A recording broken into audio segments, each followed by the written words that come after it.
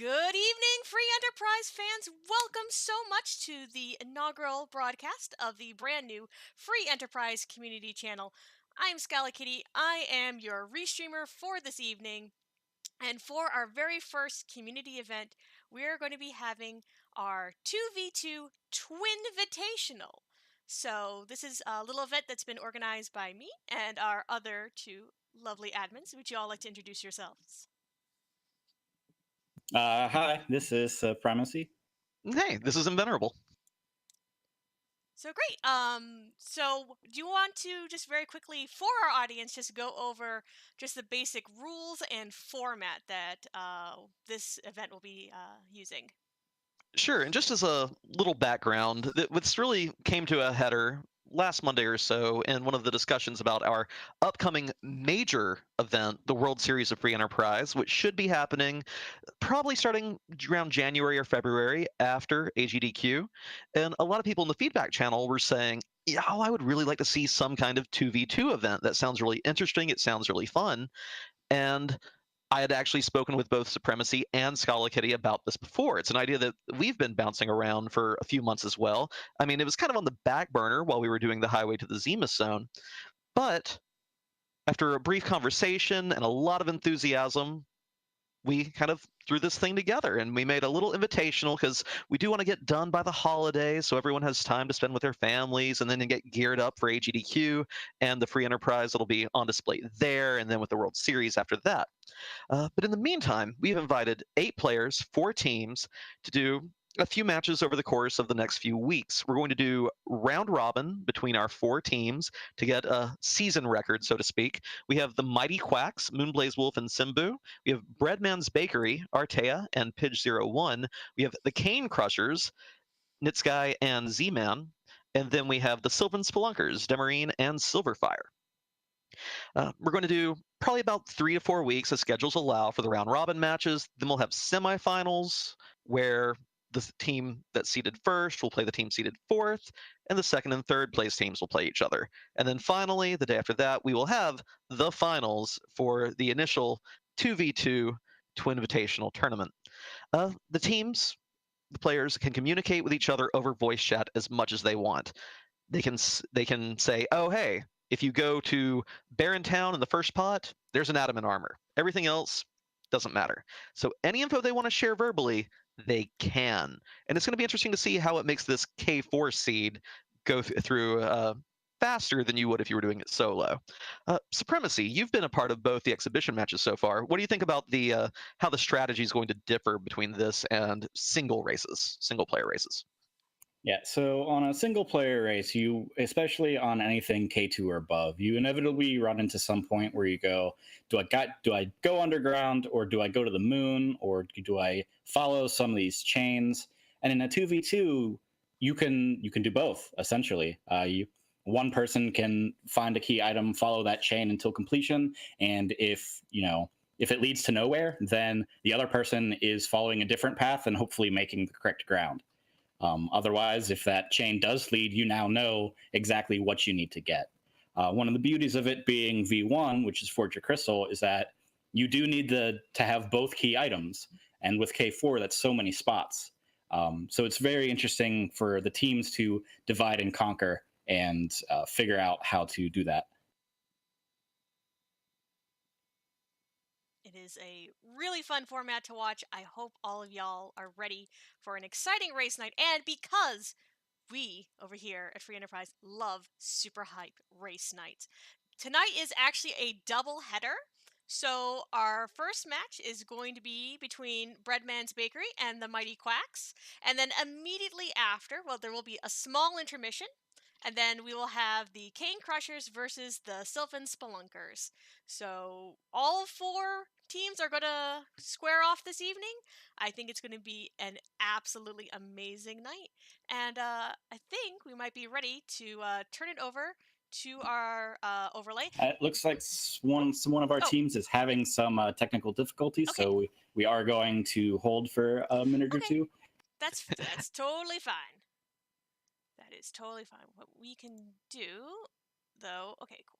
I will just very quickly just let everyone kind of see our beautiful overlay. Is that okay for us to change over to the overlay? Oh, certainly, certainly. Okay. And we did plan contingencies for this. Of course, using Discord as your communication method, there are things that can happen. There are things that we've prepared for. So if we do have technical difficulties, we do have backup methods for our racers to communicate with each other. We may just not have some of the fun voice interviews that we intended to have midway through the race. Yep, we are kind of relying on Discord at the moment, and sometimes Discord does Discord things. Yes. So very quickly though, I did want to give a huge shout out to the tie-dye guy and to Randomania, who helped us set up these really fun overlays that we have for this evening. I'm really super duper proud that we were able to do this sort of beautiful theming for them, and this will continue through all the different races. So actually, while we're waiting, we will at least get. Well, actually, it appears that they have resolved their technical situation. Discord was Fantastic. just being a little bit of a jerk. They had to give it a good swift kick in the pants, but it looks like we are about ready to get underway. All right then. Well, here, let me bring up the music, and I will bow out. I will leave it to y'all and chat. I hope you have yourself a absolutely fabulous time. Thank you, Scala. Whew, well, that was a little bit nerve-wracking, right, Supremacy? Nothing like opening up a new event and technical difficulties happen. But we should be underway here shortly. That is another. Oh, sorry. That is another good reason for us to have started this as a smaller invitational system, because it is something that's not been done in Free Enterprise before. So it's a good opportunity for some of these minor wrinkles to be ironed out, such as Discord needing a little bit of a nudge to get going in the right direction for our teams. Yep, absolutely. So here we go. Looks like we have a Sid and Iridia start. And it looks like the Queen Asura is sending us off to knock off some other royalty somewhere, an Assassin's Dagger, fun little K4 starting item. Which Iridia can actually use, so it's not too bad. And with the N1 flag active, all those bosses that don't have the boss bit in vanilla still won't have it. So maybe we'll see some level 1 killer Iridia action. Quite possibly. So to explain some of the flags and why we chose these flags, it is T4 as well. So everything that you could possibly want can be in a chest. It should be interesting to see if any of our runners find an adamant armor, and then you immediately see their teammate go and pick up the same. And one thing I like already that you can see happening in a lot of vanilla single-player races, in single-player races, you will see pretty much everyone dive Barren Town at the start. There may be really good loot here, and if an opponent gets it and you don't, you can be in a lot of trouble. We saw immediately a player from each team, Pidge and Simbu, go flying straight to the north to visit Kaipo and Damsian, while they're letting their teammates cover the Barren sweep and see, oh, is there anything there worth getting? You get the game knowledge without having to spend the time there yourself. Your teammate covers it. And we get a lot more coverage of the world map right out the gate accordingly. Yeah, you also get the ability to just get a lot more knowledge, especially what's in shops, what's worth buying. It is S2, so we do have things like guaranteed life potions and guaranteed star veils to help out. There is no W flag, so those will be needed if Wyvern's in a nasty spot. Absolutely, absolutely. We hope nowhere too terrible. We'd hate to have, of course, it happen at Evil Wall Spot, one of the nastiest ones for Wyvern to show up at. But that's another reason why we do have, the C2 flag. You can probably find a character in a team that'll make things work for you there. If you have to worry about agility anchoring and all your characters are too fast from leveling up, you can go somewhere, throw that character away, get a nice low level one to anchor your party, and get those star veils off in time. Yeah, so I have not seen anything too notable yet. I know that Pidge went and checked who the Sand Ruby character was in the dip to Kaipo, but I missed who it actually was. Looks like we've got Edward in the Baron Inn, so I expect people might put off that. Chat did say it is a vanilla Rosa, so I'm assuming she is the one in the bed. And Gotcha. Pidge is Rydia, already learning Leviathan, one of the most powerful offensive spells in the game, but of course does not quite have the MP to cast it yet. We'll need a few levels on her. Yeah, so another thing that is very interesting is that when you have the divide and conquer split, you generally, like, it'll be dependent on the team. Some teams will kind of try to relay all the good items from a different place. Others will only kind of try and relay the game-changing items like a crystal sword or an adamant armor, a crystal ring, those kind of things. So when you actually get to the Zeromus fight, you could sometimes end up with very different parties and very different item setups. Absolutely. We've done a couple of exhibition matches of this just to see how it would play out and everything. And I'm pretty sure you and I went to Zeromus with only sharing 2 of the same 5 characters, and that may have been the 2 we started with. I think that sounds about right. Although I think in the first one we both leaned on double Avenger strats. So. Oh, yeah, that's true.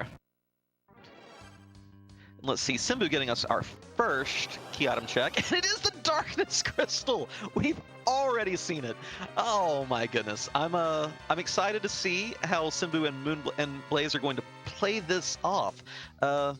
Also, by the way, Ninja Edge being guarded by Golbez on Mount Hobbs. Great addition to the party for Pidge, but it is going to take a little bit of time to get through the Golbez fight. Yeah, absolutely. And because this is K4, that Darkness Crystal could lead them to underground access, which, because it is V1, they absolutely do need. So I'm thinking it might be time to go ahead and check in with the mighty Quaks and see what their game plan is with that early Darkness Crystal. How's it going to impact them? Do you think it's all right for me to pull them in here now, Supremacy? Yeah, go for it. Okay.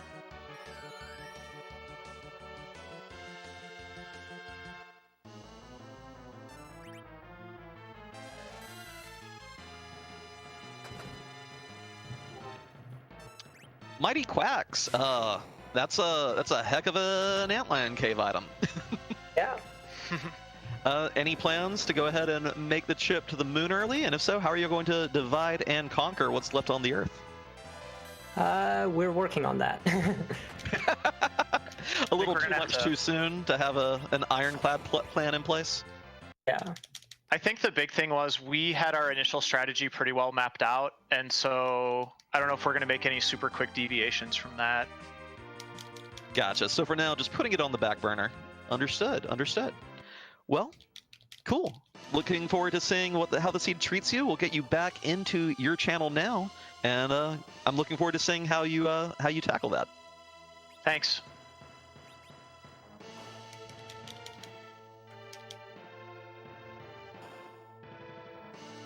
Yeah, maybe that Darkness Crystal was a little too soon.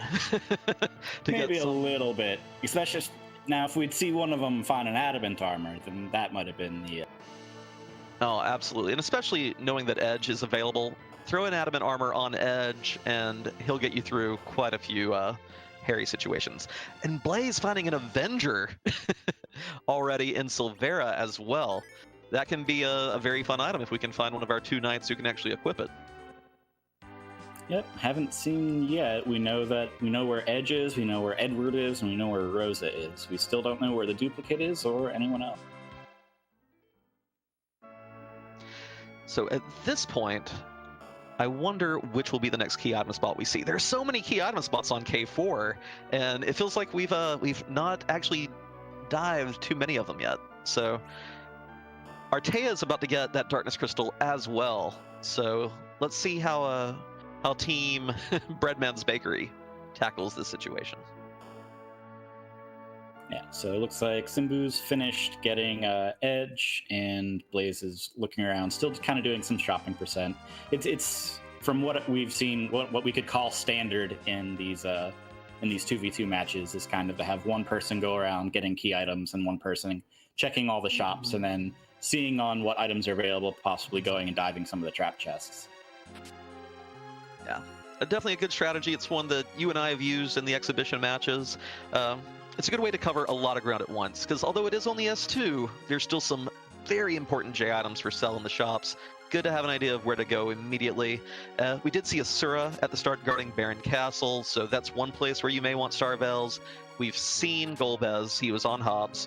probably don't need them there. It's not that difficult of a spot, but there are definitely places where you will be glad to know, I need a Star Veil. Where can I buy them?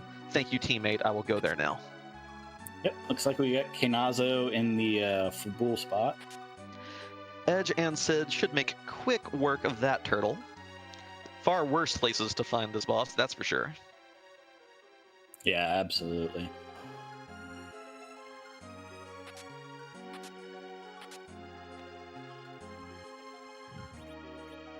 Pidge following suit with her teammate, going ahead and grabbing that Darkness Crystal in Antlion Cave as well. Theoretically, you might be able to beat the seed without it. It could be a situation where we find the pass somewhere, and the crystals, well, we actually have to forge the crystal, mind you, and all the parts to forge the crystal on Earth, but probability under this flag set suggests you will want that Darkness Crystal. There will be something you need on the moon, Now, if not having to go the there. pass. Now, speaking of the pass, that is the item from Fabul. Ooh.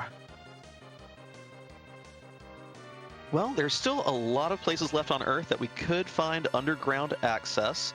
There's Ordeals, there's the Baron Infight, there's a trap chest in Zot, and 3 trap chests in Castle Eblin.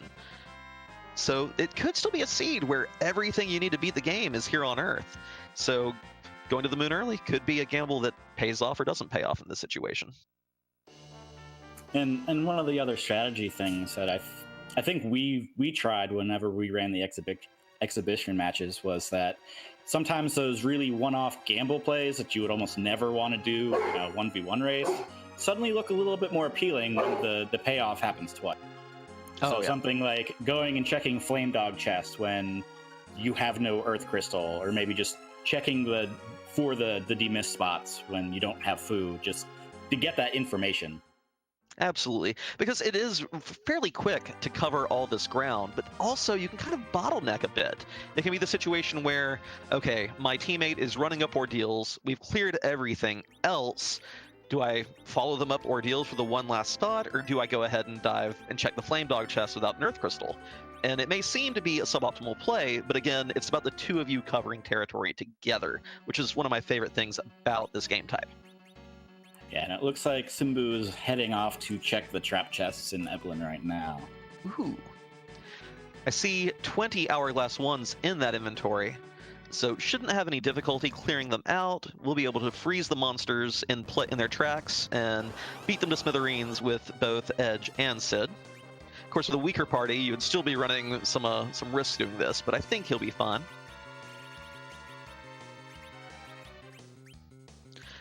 Blaze also grabbing the Darkness Crystal. Again, it's something you'll probably need. Might as well go pick it up. Yeah, and I think the only places that we've seen left that haven't been explored yet available are Baronin and Ordeals. And knowing that it's just Edward at Baronin and it's 2 bosses in K4, maybe thinking that, hey, let's go to the moon, see who the moon character is. Maybe see if we can find anything good up there. Lunar Hairdryer chest is probably available with the hourglasses. Definitely. Of course, there's still Flame Dog chests. I'm not sure I would prioritize it with right now, but it's still lurking there in the back of our minds. Yeah, absolutely. The exhibition we ran had both required Flame Dog chest and required Vanilla D Mist. So how the K4 crumbles. Leave one more swing here, and Simbu will give us our peek at the Mad Ogre chest contents.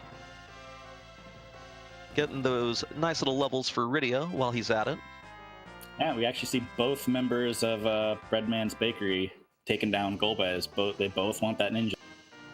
I don't blame them. Edge, probably the best character under this particular flag set at the start. Fu requires a few bosses to really get rolling.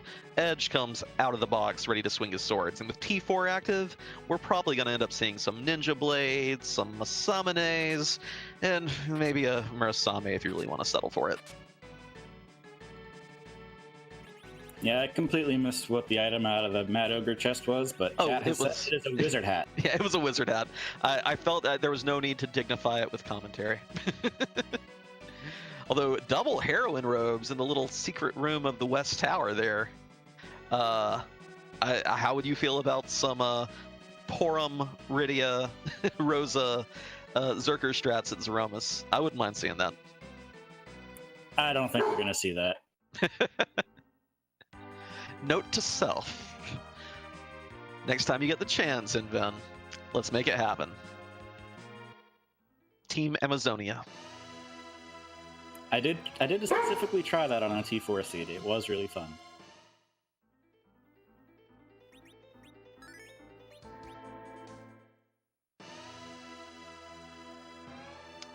Everyone trying frantically to get there. Well, of course, Pigeon Artea did. Now Blaze also following suit. Give me that ninja. Thank you. Let me have the wonderful starting party again. Sid and Edge, both buckets of HP, buckets of DPS early on in the seed. Yeah, of the characters that are available, that's definitely the one you probably want the most.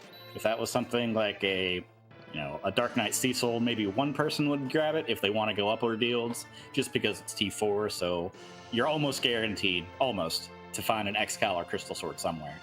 Actually, because it's V1, you're technically guaranteed to find an Excal, but...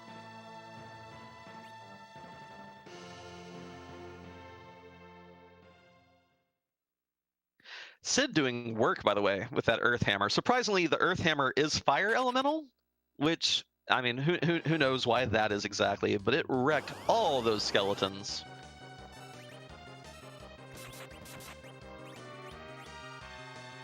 I find it funny that it seems Simbu has only found one life potion and is hesitant to burn it here to pick Edge up.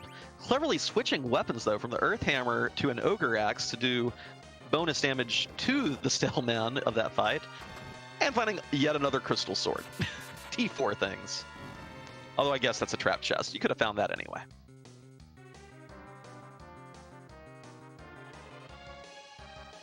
Yep. Still. As I say, we still haven't seen anyone actually go to the moon to see what's there. Still avoiding the cutscene like the plague. Yeah, Artea triggered the cutscene, but it seems that he really just wanted to check the Mystidia item shop more than possibly figuring out who the character on the moon is. And I don't blame him. There's still a lot to do on the blue planet, a lot to see before we start going, full bore into the depths of the moon. Yep, definitely. Interesting that we see Blaze picking up the pass before going to start treading new ground. I wonder if they're just waiting to see what's in these trap chests, or just hasn't decided that it's the time to go try and see what's in Baronin or Up Ordeals yet. Well, the pass is one thing that I think you will always want on this flag set by virtue of it being V1, Forge the Crystal, so we won't find the actual crystal as a key item. We have to find the Legend Sword, and we have to find the Adamant, and combine them at the blacksmith shop. So even if you end up going to the moon to find your pieces of the crystal, you have to fly back to Earth. And do you really want to walk through the lunar core again? I don't. So, pass makes sense, but I do agree with you. It could be maybe a little better. Oh my goodness. I was going to say to find a little more information, but did you see what Simbu just got? Well, I saw an adamant armor, and I see a Tella on the moon. The other thing Simbu got from the Lamia Black Cat chest was the Magma Key. So the entire world is pretty much open now. We have the Earth, we have the moon, we have the underground. And we have an adamant armor. And an adamant armor. So you're good to go. Where do you go next? Well, it looks like Simbu says next is the Baron Inn. Hey, you know those life potions that would have been handy a minute ago, Simbu, to bring your party back up? There they are. Yeah,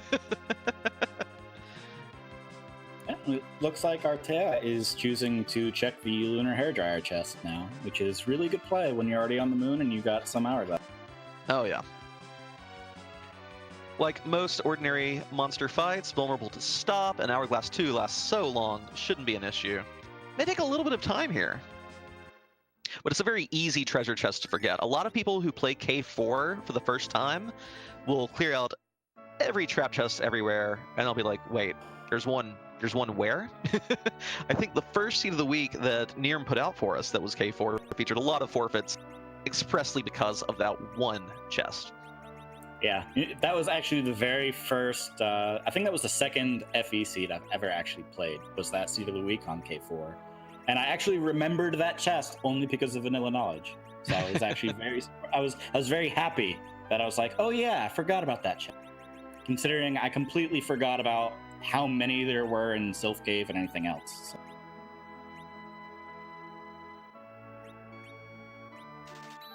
Simbu opting to open the path to the underworld here. I wonder if he's going to go ahead and dive it. There are still overworld places that remain unchecked. Flame Dog Chest, Baron Inn, Ordeals, but each of those, a little bit of a time sink. There are definitely faster places to check down here. The question is, which one do you go to? There are so many trap chests, so many options. Yeah, absolutely. And we see Artea taking good advantage of life glitching the lunar hair dryers, so going to be getting a decent amount of experience for this fight as well. And it appears that Moonblaze Wolf has very carefully paid attention to his teammates' directions, heading straight for one of the trap chests.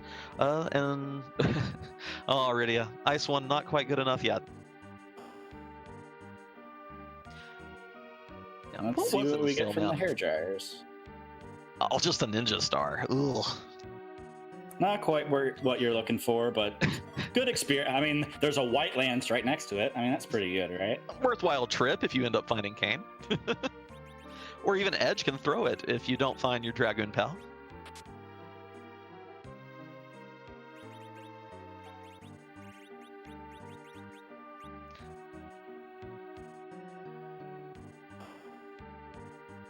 Asura summon in one of the Feymarch chests. This is one of the other things that I like about playing T4. T4 really does give Rydia a chance to shine.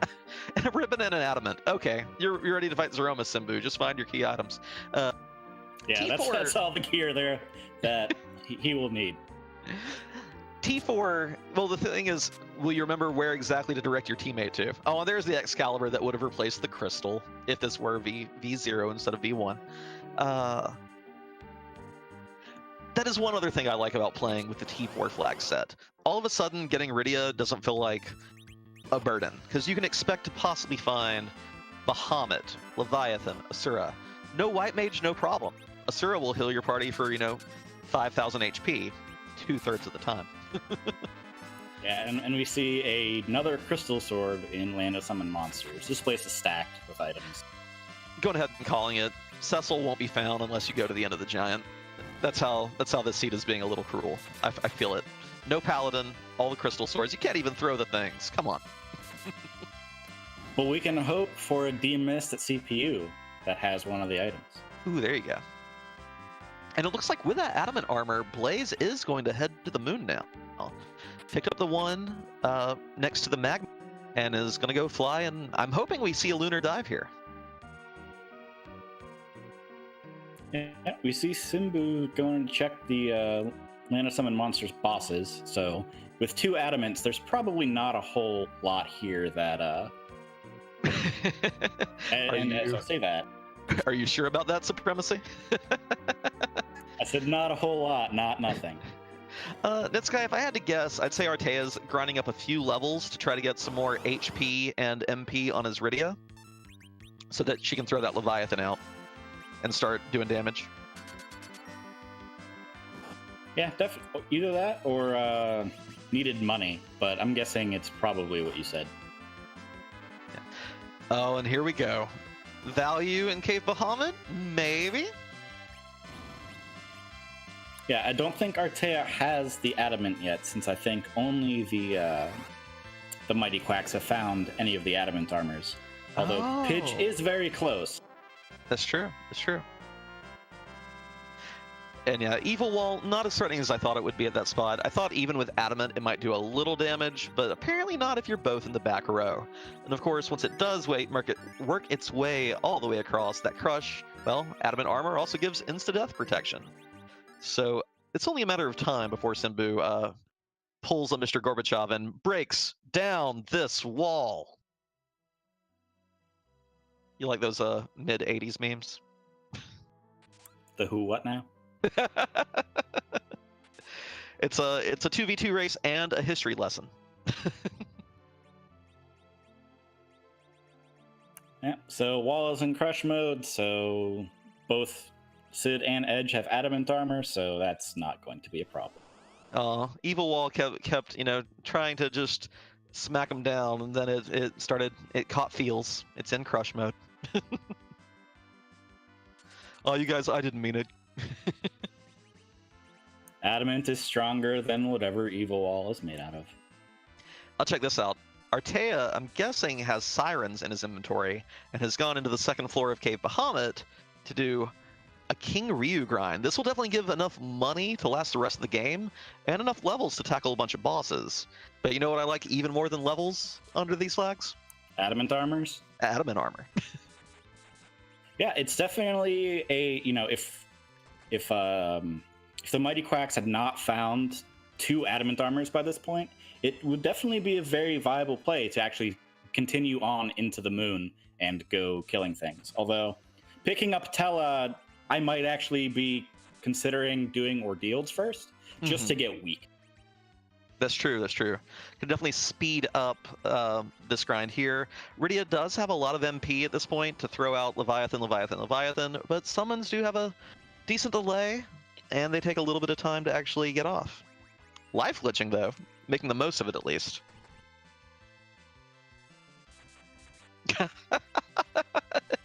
Oh, so, here's another thing that I like about K4.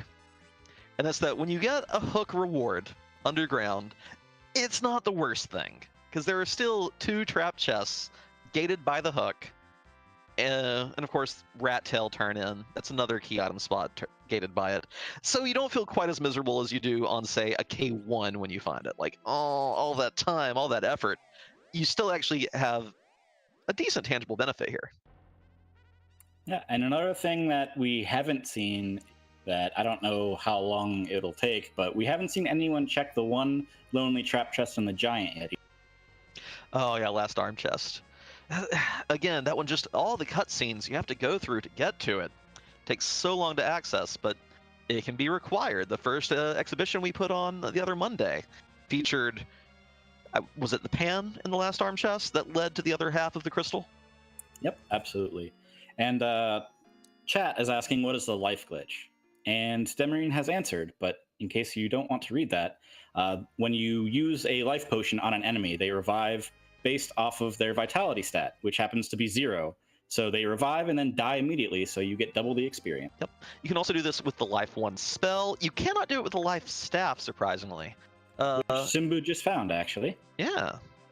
And if you use Life 2, though, Life 2 doesn't do a vitality check. Life 2 just brings them back to full HP.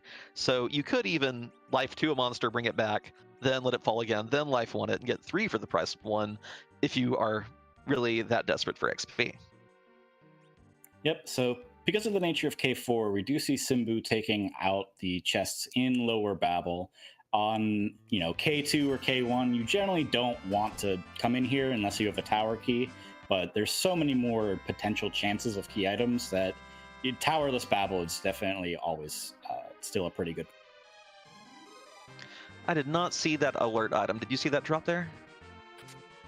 It was a Samurai Gauntlet before the last one. I didn't see what the last one was. Ooh. Let me hit that clip button.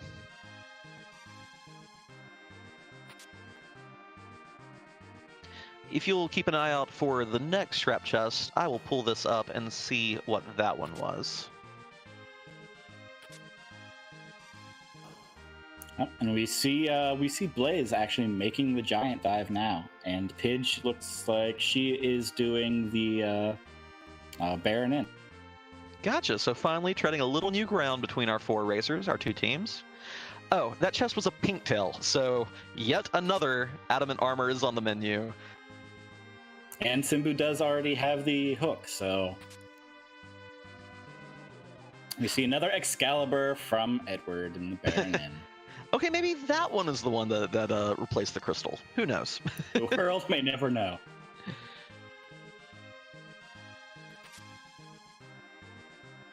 Sid is doing work to the last arm and the alerts, just that the basically never used in vanilla robot weakness to hammers.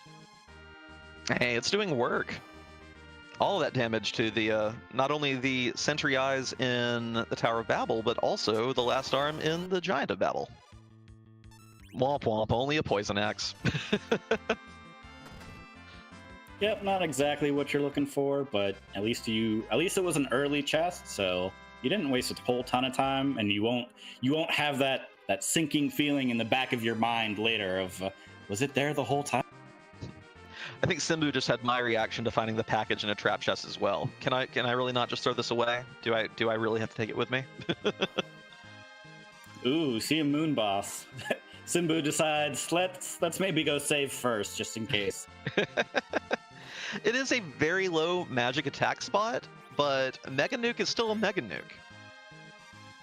I believe that is actually the lowest magic attack spot. So with the adamant armors, it might actually just completely whiff.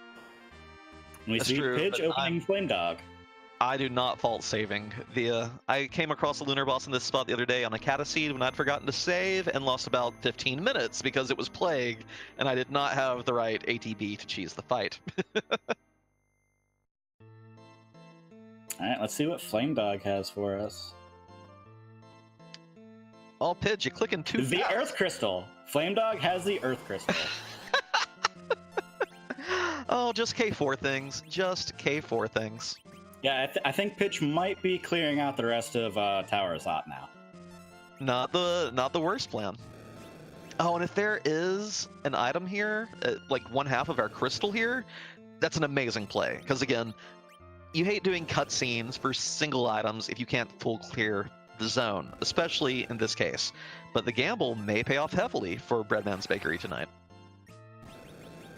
Yep, and I believe Artea is now down there getting the Adamant Armor, so we'll be a bit super powered with the Adamant Armor and the level. And we see the D-Lunars in the Lue spot, so I believe Simbu has popped a Moon Veil and is just kind of using items to try and get them down. Interesting to see if we do see any Lunar Frogs today, though.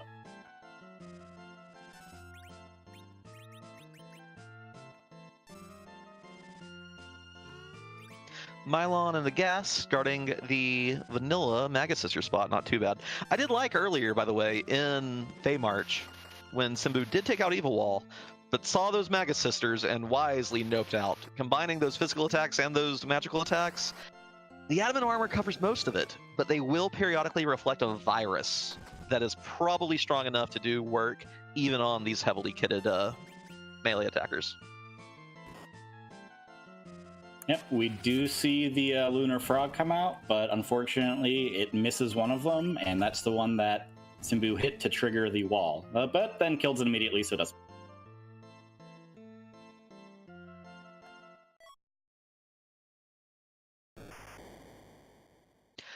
Only a Lunar Staff waiting up here. Simbu did get rewarded with a few other items tonight in Lower Babel, so not a wasted journey, but I don't think he got anything that actually opens up new areas unless that package is hiding our Mist Dragon.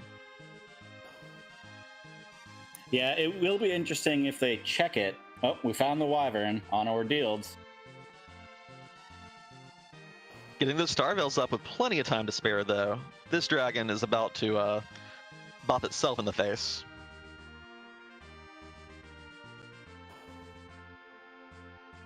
Yeah, so everyone's kind of... Oh, we see Blaze is now heading up Ordeals as well, so we'll eventually say hi to the big scary dragon. Yeah. And I don't really... I don't mind the Ordeals play at this point, notably because we found a ton of Crystal Swords, so if we find Cecil, we want him in Paladin form. We found Tella on the moon.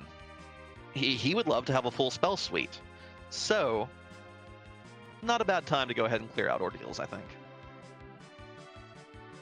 Yeah, I don't see, until we get to the moon or that Mega Sister spot, I don't foresee any of the other bosses really giving our racers any trouble. Blaze scrolling on them. Where are my Star Veils? Where are my Star Veils? Where am I? Oh no. Ooh, that's unfortunate. Actually, it takes a wipe. The Adamant not fast enough to get the Star Veil. got a little greedy, swinging away with Edge instead of putting one up. I don't think Blaze will do that twice. I think we're going to see Insta Starvel on our ninja friend this time. And we found our duplicate, which is Tella, who is also in Zot. Living that Tella life.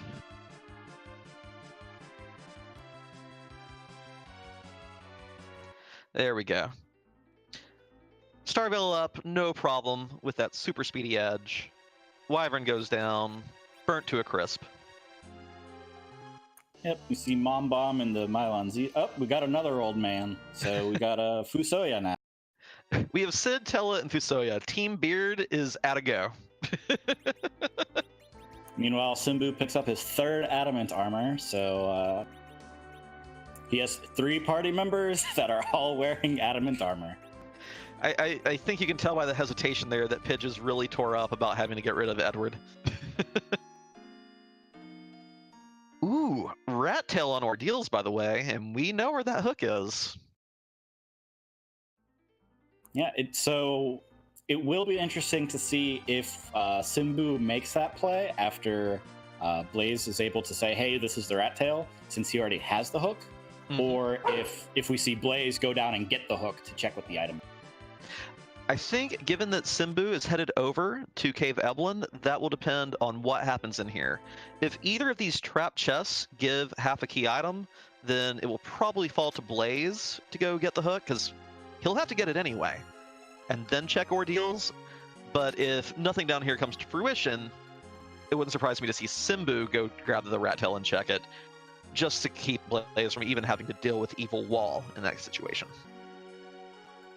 Yeah, that definitely makes sense.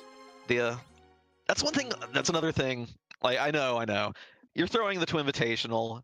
Keep raving about the format. Of course, we know you like it. But still, I love that these are strategical considerations that a team has to decide upon. You know, it will take me a little longer to do this than it would you, but it may not be necessary at all. Who takes it? Who's going to actually make this check? So as chat points out, and I completely missed, we have the demist at the top of Ordeal. Oh, they knocked that dragon out so quickly, I didn't even notice, but it looks like Artea is going to give us our item check. Meanwhile, Zot gives Pidge only a Dragoon Spear. I mean, I say only, like that's not one of my favorite weapons in the game, but it's still not a key item. And, I mean, at least she got a foo for her troubles.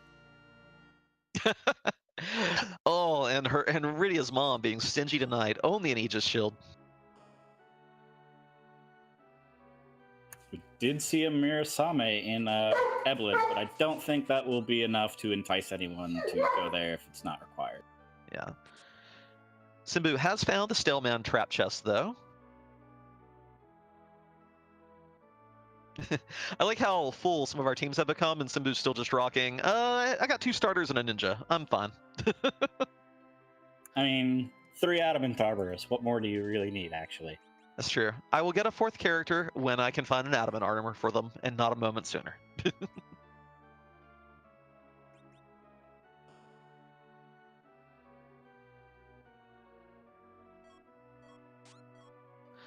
Now, Pidge here dipping Mist Cave, but we know where Mist Dragon is, so this is probably just for the sake of powering Fu up. He's only at 1200 with the F2 flag, F1 flag, pardon me. Fusoya gains 3 spells and 100 HP with each successive boss defeat. So, very quick fight here, probably a very quick one in Watery Passage, and we'll have an extra 200 HP and 6 more spells. Yep, I missed what was in the Staleman chest on Simbu's side, but I'm assuming it wasn't anything great, or chat would have done. But we did find a Drain Spear. Best spear in the game, according to some. I'm going back to the... We found our Cecil. Ooh, nice. Still Dark Knight form for Simbu, though. And I can't see him doing ordeals unless we find out it's necessary, but we don't know if it's necessary until someone with the hook turns in that rat tail. Yeah, it'll be definitely interesting to see how that plays out. And going back to the tape, the Stellmen only guarded a power robe. Oh, and our great tracker, by the way, Mecha Link, telling us in chat, could have just asked him, let the man do his job. But it's fun to go to the tape. The Hey Supremacy, did you notice Scala throwing that subtle shade your way? I did. Okay. It's not shade, it's love. Throwing that subtle love your way. All right, so Simbu is going to be checking out what's in this chest. I'm actually very surprised to see that nobody has committed to diving lunar subterranean at this point. Same. I mean, with all that stuff, I mean, maybe the logic is I don't think our opponents are going to want to make that dive yet. We only found the one adamant in the overworld that may not be enough to make me really want to dive lunar subterranean. Maybe they don't either. Maybe we can clear this up before we go down there. Yep, and I don't recall if Simbu cleared out the warrior chest when he was down in Land of Summon Monsters, but we see Artea casting float and looking for it. I don't think Simbu did. I think Simbu just went for the rat tail chest and then to fight the and then fought the evil wall at Asura. But I don't think he checked the chest on the way down. All right, not gonna miss it this time. Simbu has killed the 4 Mad Ogre chest in upper battle. Oh, and I think that's our one main common item in the pool: a lowly silver sword. Yep, so the hook into Eblin is definitely a bust. Don't think we saw anything here worthwhile, except for Cecil, but unless you've done ordeals, you're probably not going to worry about it. It won't surprise me if Simbu does ordeals, though, because we know the rat tail's there, and his teammate does not have the hook yet. So it's kind of makes sense, and I'm pretty sure he still has a crystal sword hanging out in that inventory somewhere. Yeah, and we see Blaze actually stopping to do a egg grind. So wondering a little bit. They have full knowledge of 3 adamant armors, so I'm not sure the grind is necessarily the right option. I mean, it could be to get a little extra cash. It could be, just to get, just a little bump, because I don't know if Blaze may also have the Assassin Dagger or the Heroine Robe on Rydia, but that virus didn't look like it was doing a whole bunch of damage either. So maybe thinking, let me get a few levels to power our summoner along. Oh, I missed the warrior chest while looking off to the other side. Did you see what was in it, or are we going to the tape again? It was a Leviathan summon, so not anything super useful. And we see Pidge has now decided to start clearing out Sylph Cave. Still a lot of whole new ground being tread, which is just really awesome to see when it's 40 minutes in. Absolutely. Artea finding the second adamant armor for Team Breadman's Bakery.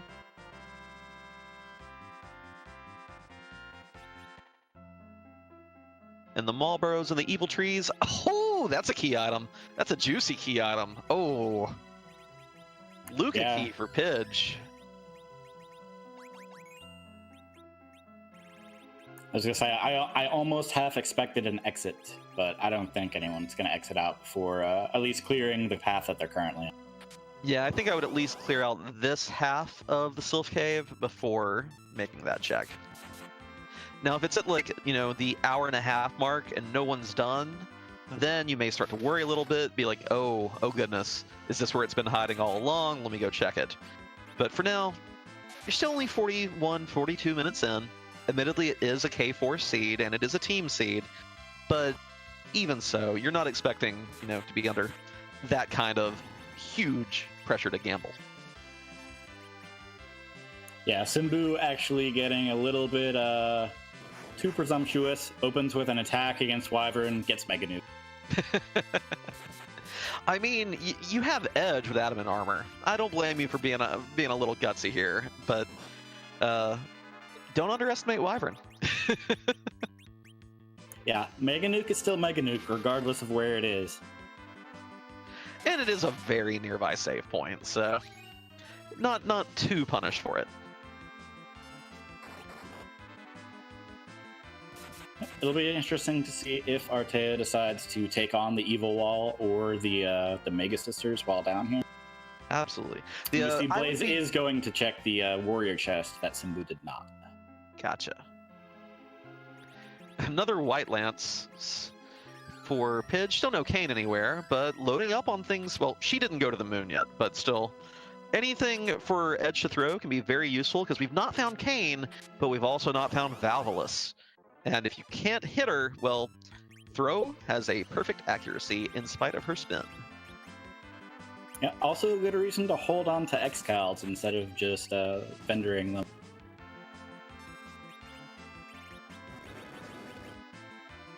We all wish we could throw the Crystal Sword, but unfortunately we cannot.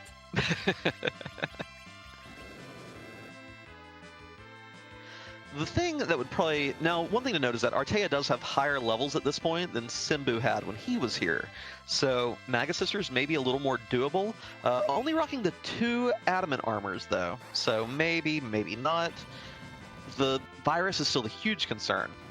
Surprisingly, there's actually a bit of... There is an S2 weapon that would make me find this much more appealing, and that would be the Mute Knife or the Mage Masher.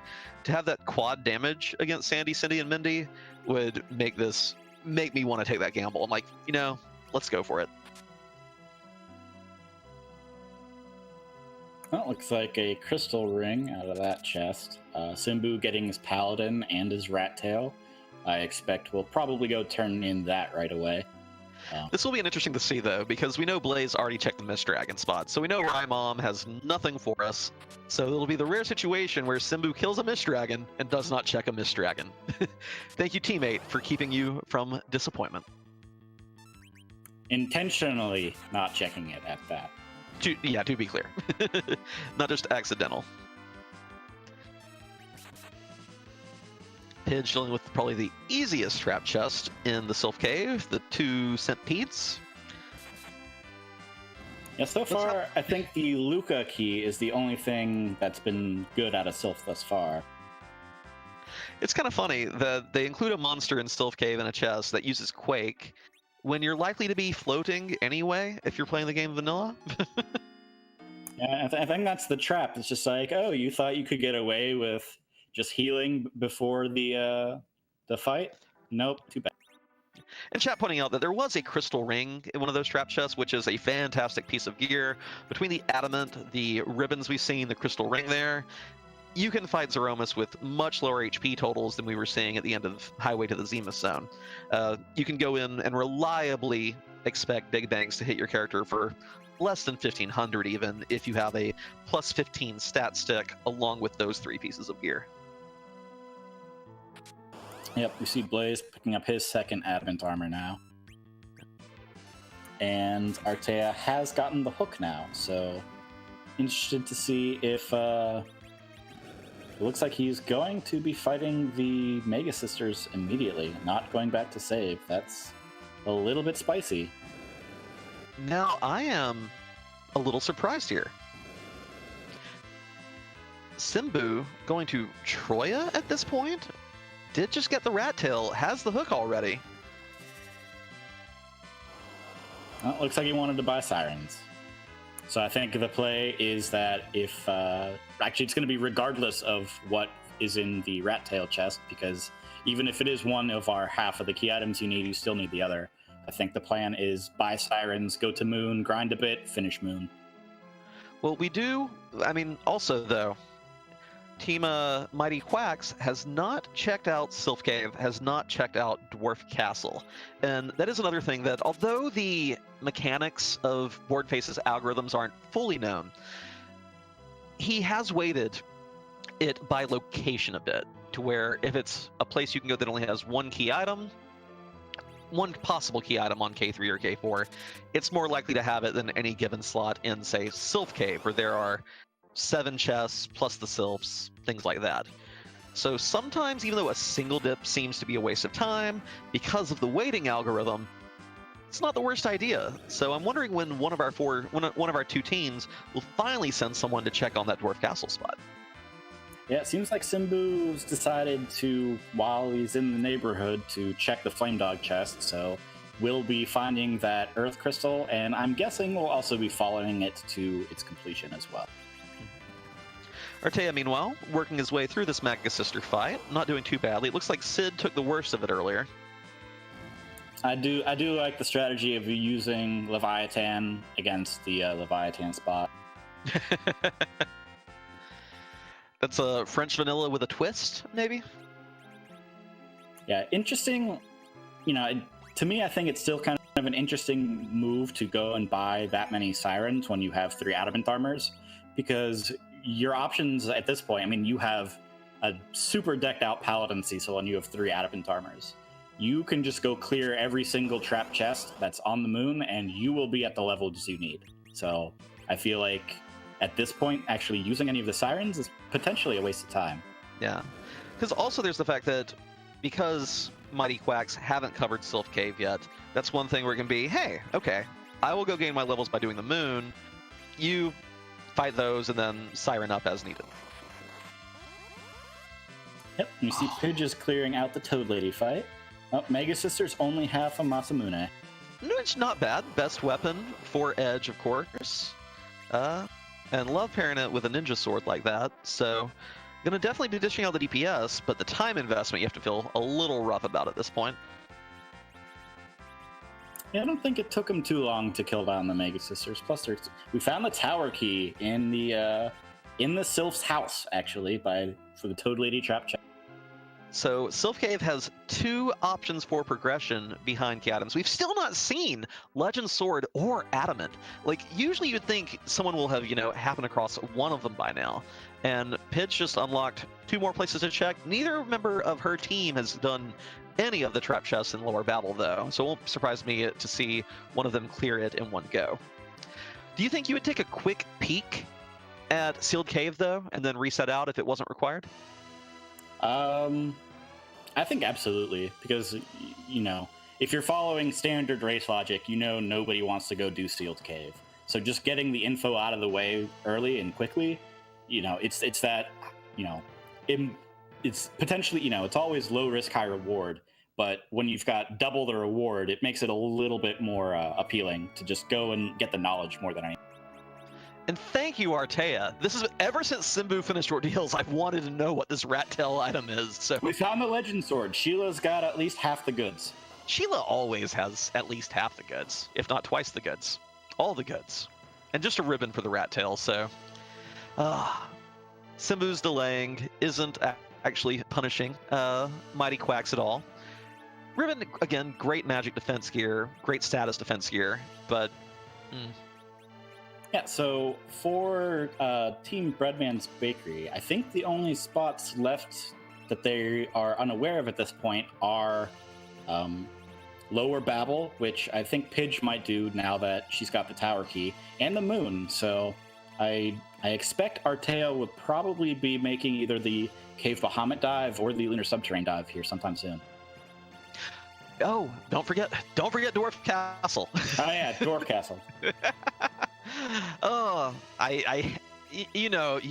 people generally know my stance on Dwarf Castle, but I've learned my lesson. I've been burned enough times. I kind of like it on K1, and I'm thinking I'm getting to where I like it on K3 and K4. K2 though, no. Oh, actually, did neither of them? Oh yeah, because Pidge doesn't have the hook, and Artea just got it recently. They do still have the 2 chests here to check, and Artea will get a Paladin Cecil for his troubles, and I see 2 crystal swords in that inventory. Yeah, we'll probably be happy about that. He also only has 4 party members, so he's not ditching him.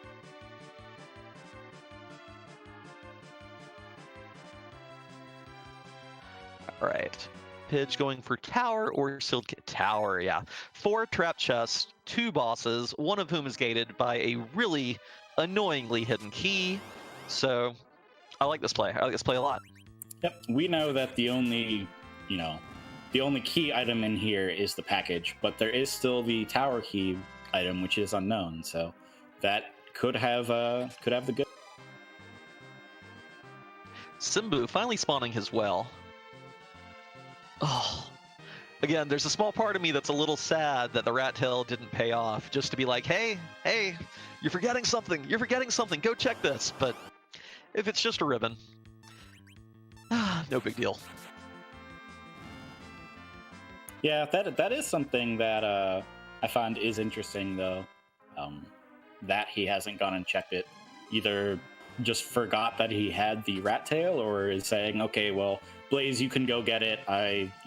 You have to catch up on Underworld. I'll go check out the moon. Yep. And Mecha Link, our tracker, pointing out that the pink tail is in Babel as well. So, hey. Oh, that's right. Thank you. Third Adamant. Your team will be very, very happy going into this Dromus fight. No need to overgrind. This is why we have trackers, because I forget things. Oh goodness, and I'm on tracking for the next match. I better get that clip button ready. I've had to go to the tape so many times.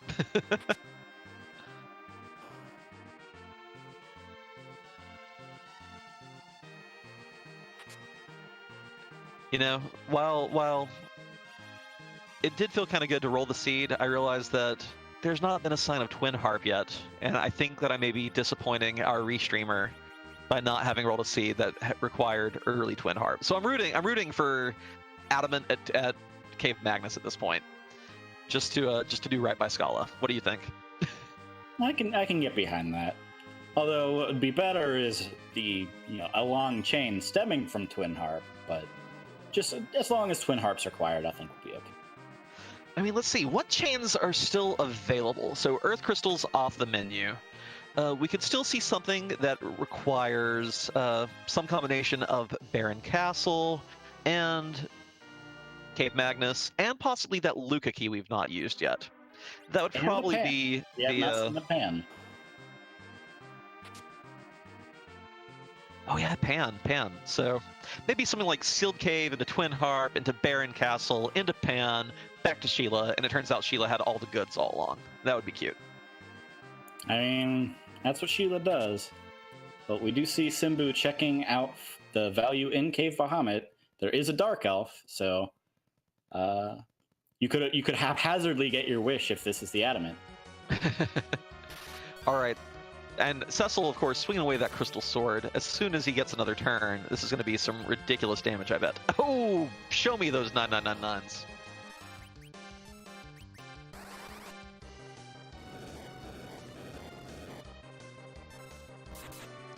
And of course, fun fact for some of you who are new to Free Enterprise, once the Dark Elf transforms, as long as you're on N0 or N1 flags, it loses the boss bit. You can stop it, you can weak it, you can even slice and dice it with Odin if you have the summon. Yeah, not insta-deathable, but... Is this thing even random? Yeah, it's randomized. Getting the Bahamut summon at the Vanilla Bahamut spot. I mean, you got Rydia. It is better than Leviathan, so it's not a worthless item. That's true. I'm sure that Naidu is happy to see his Rydia Bay getting all kinds of value and utility this seed. Yep, it looks like Simbu will be doing the Lunar Subterranean Dive. Interestingly enough, oh wait, never mind. I looked down for a second, and Blaze is doing the Sylph Cave chest, so I was about to say they haven't. So this is something that I don't think we have seen, though, and that is the potential that while Simbu is clearing off chests and bosses from the moon, Blaze has extinguished everything else available, so might have to just go up there and take the other end of the Lunar Subterranean and kind of work their way towards them. I mean, it is possible, but at the same time, we've not checked Sealed Cave, we've not seen what's behind the Tower Key, we've not seen what's in Dwarf Castle. So there's still places on Earth that may lead to item chains that could make the moon play completely bunko this time. You make a very valid point. But the probability says... Tella. He says no Tella life. He does not want that Tella anchor. Oh, no Team Beard? Well, you can't have a Tella anchor if you have a Cecil. So... Well, I know. That's what I'm saying. He didn't ditch Cecil for Tella. So sad. Okay. Crystal Sword, just too strong, I guess. Too strong. But yeah, The probability says moon, but my heart says Earth. Yeah, there's a nice Artemis bow just hanging out in the lunar subterranean. Technically the best weapon for Sid if you have the arrows to pair with it. Oh, and we see full lunar frogs on Pidge's screen.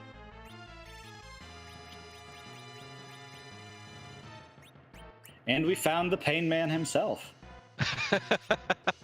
Well, it is just N1, it's not N2. We wanted to have a variety of methods of beating these fights.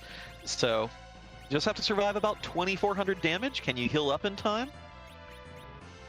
If so, you're good to go. You know who else would make this fight pretty easy? Sid or Yang? Edward.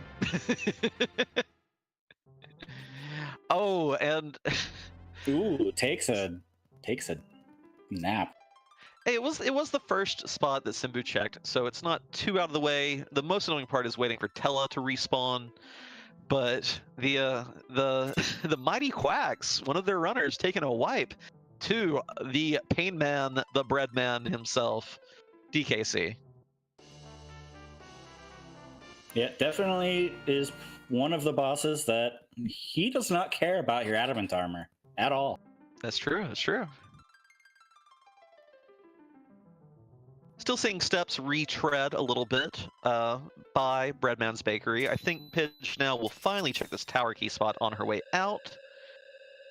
Of course, if it had been adamant up there at the Lugay spot, wouldn't even need to make this check. You know you're good to go. Makes sense to put it off. But I'm excited to see something new, so... Yep, so right now, Simbu and Pidge are kind of our places to follow with the tower key and the moon chests / bosses. Our trailblazer. Simbu not giving a rematch to Pain Man. Oh, had enough. On his way down deeper into the subterranean. Yeah, decides top down is not the way to go. Just decides, all right, let's try bottom up instead. There's more density at the bottom anyway. That's true, and there's easy access save points that you can go back to and cabin up as necessary. I personally, on K4 seeds, when running them solo, favor this cleanup path. So Yeah, we found Valvolus in the cannon, so she won't be giving anybody any trouble today. Aw, Val, making it easy on people. Blaze, meanwhile, fighting the Toad Lady in the Sylph cabin. Going to be rewarded with his tower key shortly, I believe. Yep, I think I'm trying to think of what potential troll bosses are left other than Cecil. I don't think Plague will be that big of a deal for any of our runners. I think Baigan might be the only one that could be really annoying, but even with Adamant, it's like, yeah, what's the matter?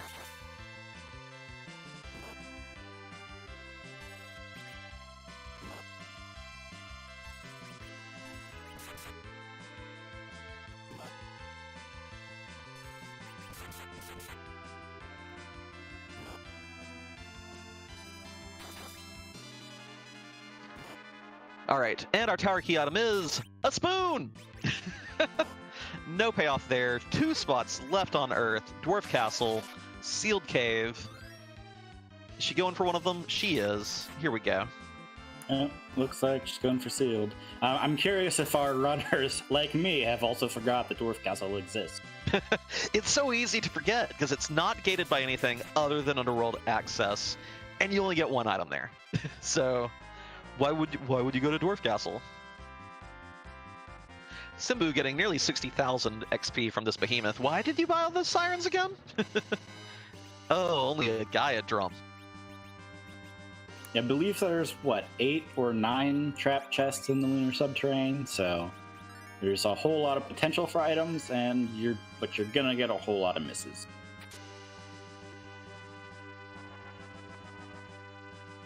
Ooh, another ribbon, though.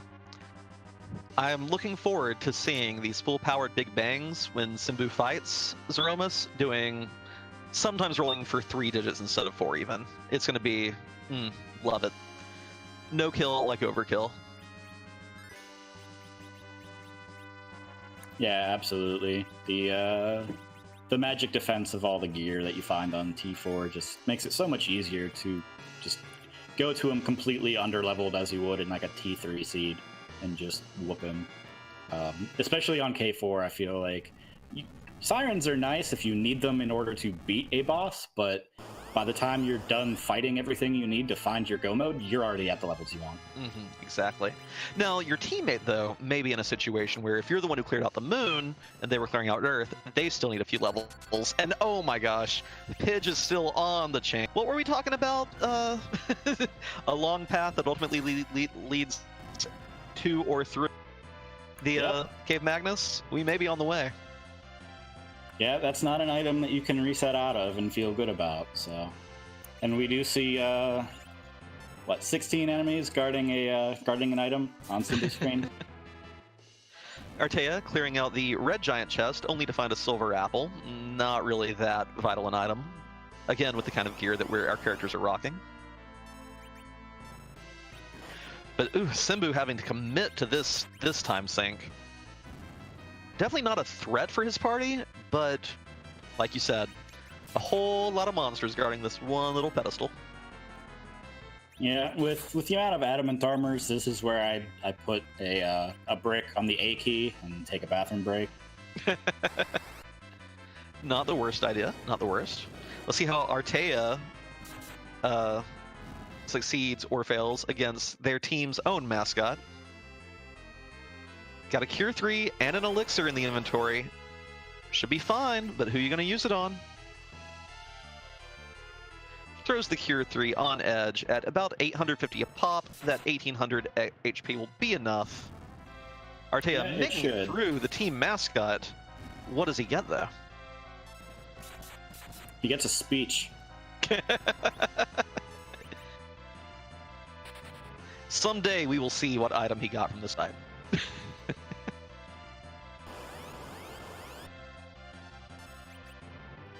Oh, just a white robe. The Dark Knight guarding the white robe. I guess that makes sense in some vaguely poetical sense of the word.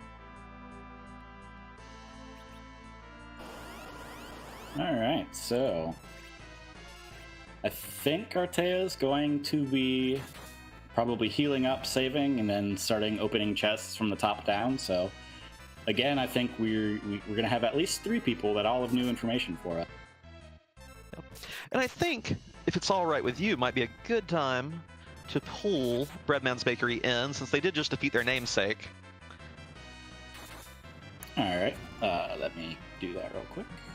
Gotcha.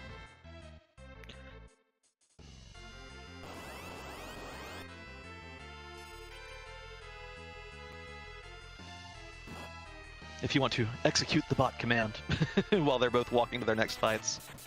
Yeah, I'm trying, but oh, there we go. Okay. I was gonna say my text connection to Discord started being wonky.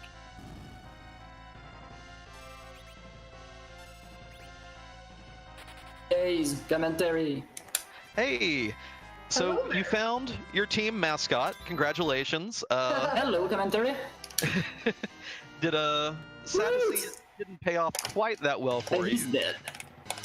But you did at least find the Pain Man. We found the Pain Man.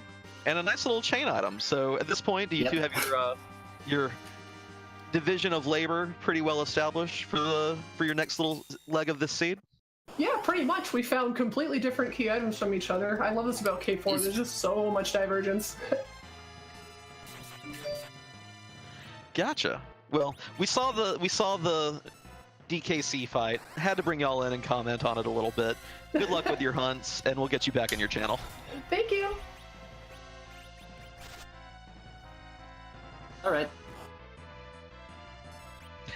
I'm not actually sure Artea was able to hear us, so hopefully his sound didn't go crazy again when we pulled him in the channel.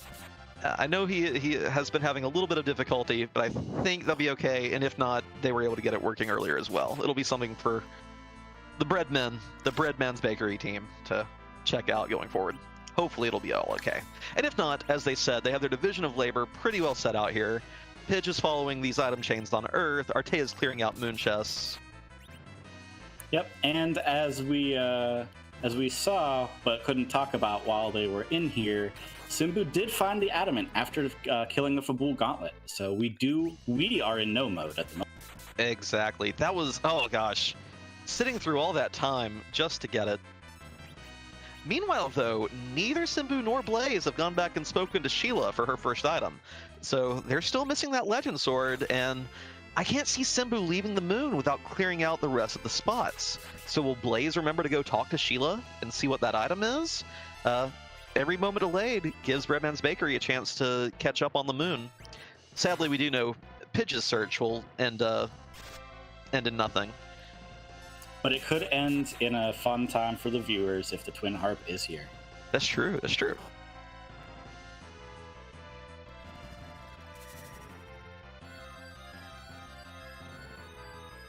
Well, it looks like our tracker is pointing out that Pan was on the moon. Although if it was Breadman's Bakery that got it, I don't know if they will go and check it right away. Yeah. I don't see the Pan marked off yet. Okay, Artea got it. Gotcha. Pan can be hard to see on the tracker sometimes. Gotcha. To answer J Money Motas, yes, Ordeals had the D missed and it led to nothing useful. And we see Blaze doing Dwarf Castle, defeats Yang to recruit Yang. And finally, we have a grown-up Rydia, starting with an Assassin's Dagger and eventually getting almighty summon power. Finally gets to grow up, learn some level 2 magic. Hooray. Kinda hoping this gives Blaze the Twin Harp at this point. I want some music tonight. We've not seen it yet. I feel like I will be forbidden from rolling seeds henceforth if we don't get some music. So fingers crossed. Yep, see Pidge walling up Ashura, gonna be making very quick work of her. Simbu now going to check out the Ogopogo chest.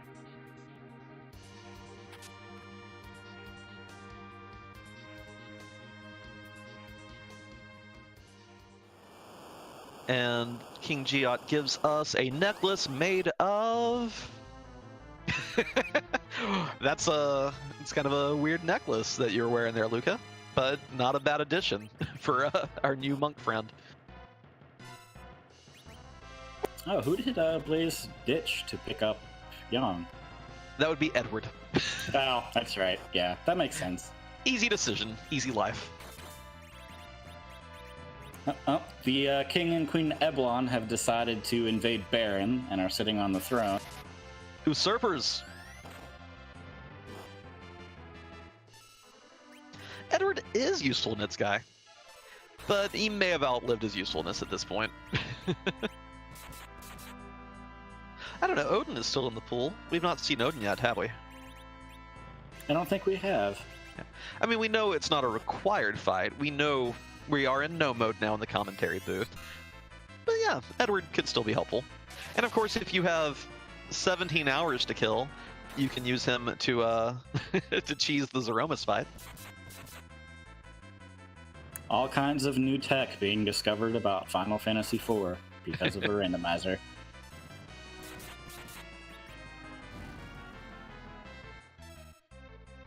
Oh, Yes, we finally it's see a white mage.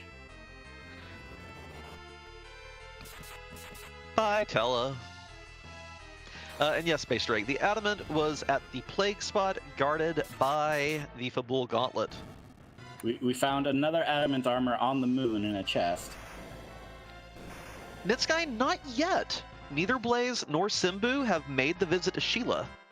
But, oh, where are you going, Blaze? What are you doing with that? Okay, finally checking the rat tail, it seems.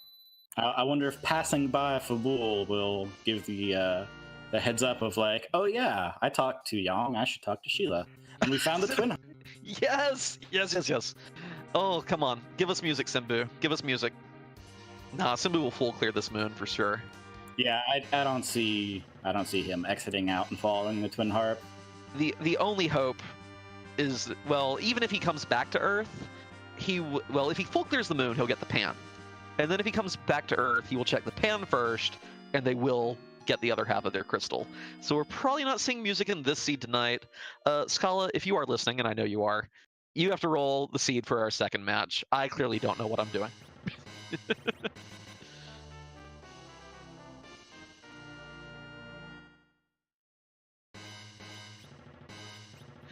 And Blaze did not go north to talk to Sheila, so Team Mighty Quaks leaving half their crystal on the table. Yep, I did not see what was in the barren pot, but it looks like Pidge is going to check the Odin spot. Thank you, Mecha Link. Oh my god, I love it. I love it. That's so rude. Okay, maybe I did roll a good seed after all. And we do see Odin at Odin. Ah, is this thing even? Yes, it's randomized, and then they just got an iron arrow. I mean, Rosa just dropped it there on her way to Kaipo. That's true. That's true.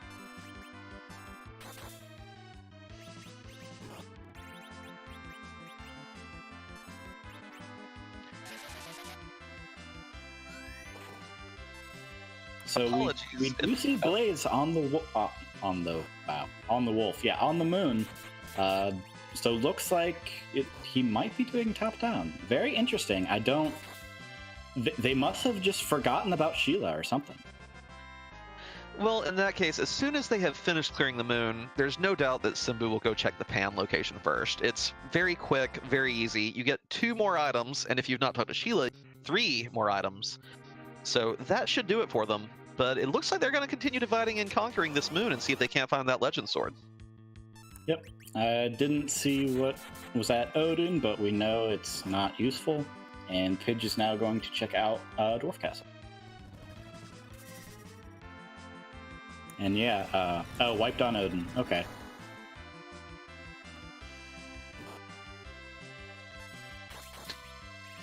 So at this point, of course, you always hate to say that any team has a lead, but given the fact that both members of Mighty Quaks are clearing the moon, in spite of the fact that they could already be in go mode if they had remembered Sheila 1, I think I still have to give the edge to them, though, depending on which way Artea goes at this intersection. Okay, we do have a race, everyone. Artea is going right at the intersection, which means that after the save point, the next spot to check does have the other half of go mode. I wouldn't be surprised if he checks the ribbon location first, the Vanilla D Lunar, only because of its 2 items versus 1, but it's definitely possible to just head over into the plague spot and check what's there too. So we could potentially. I don't see Artea for not doing both of those places before moving on, but it'll be interesting to see which one happens first. Absolutely. And the other thing too is that your finish time is not just which team comes across the finish line first. It's a combined time. We had the time together. You can take the average if you want. It works out the same mathematically. But our backup, whichever racer on each team is in second, still has to go through that gauntlet fight. And this race may end up coming down to how efficiently each team clears those 6 battles even. We see Pidge staring down her team, trying to decide if she wants the Karate Man over anyone else in the party.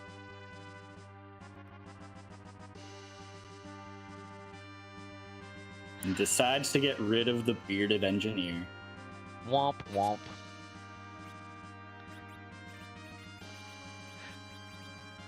Not surprised though. This Rydia is loaded for Bear, Edge does tons of damage, Fu has the utility, and I know that Pidge is particularly fond of Porum. So, I understand where she's coming from with that decision. J-Money Motos. Sirens are available. They're for sale in Troya. I'll be surprised if we don't see... I will not be surprised to see minimal grinding, though. Especially with these moon bosses that some teams are clearing. If anything, Breadman's Bakery might need to do a little bit more. Both Simbu and Moon Blazewolf on the Mighty Quaks have cleared off multiple moon chests and moon bosses, so they're doing pretty well in the XP department. But I think, and Artea is going for this. Will put Breadman's Bakery in no mode. But yes, their team will need to grind a little more to get their Zeromus levels, in spite of how good their gear is. I mean, Artea's team, I think, especially after this fight, is go forge and go. It will be interesting to see if they decide that because Artea has not done Fabul yet, according to the tracker, so does not have the pass. But Pidge does, so he knows where it is. Will he actually go do that fight to get the pass to avoid having to come all the way back up the moon and do the track? And this will be another fun thing to see in a moment, too. Now, Pidge actually has no more options left on Earth, so she will probably fly to the moon, and if Artea finishes this fight before Pidge finishes her cutscenes, you will get to see her make a direct beeline for the other half that they need. Yeah, Artea does still need to go and talk to Yang and then go talk to Sheila, but it's not like that's gonna waste any time. And Naifu makes a good point that because of that, Artea does have to stop by Fabul to grab the Legend Sword anyway.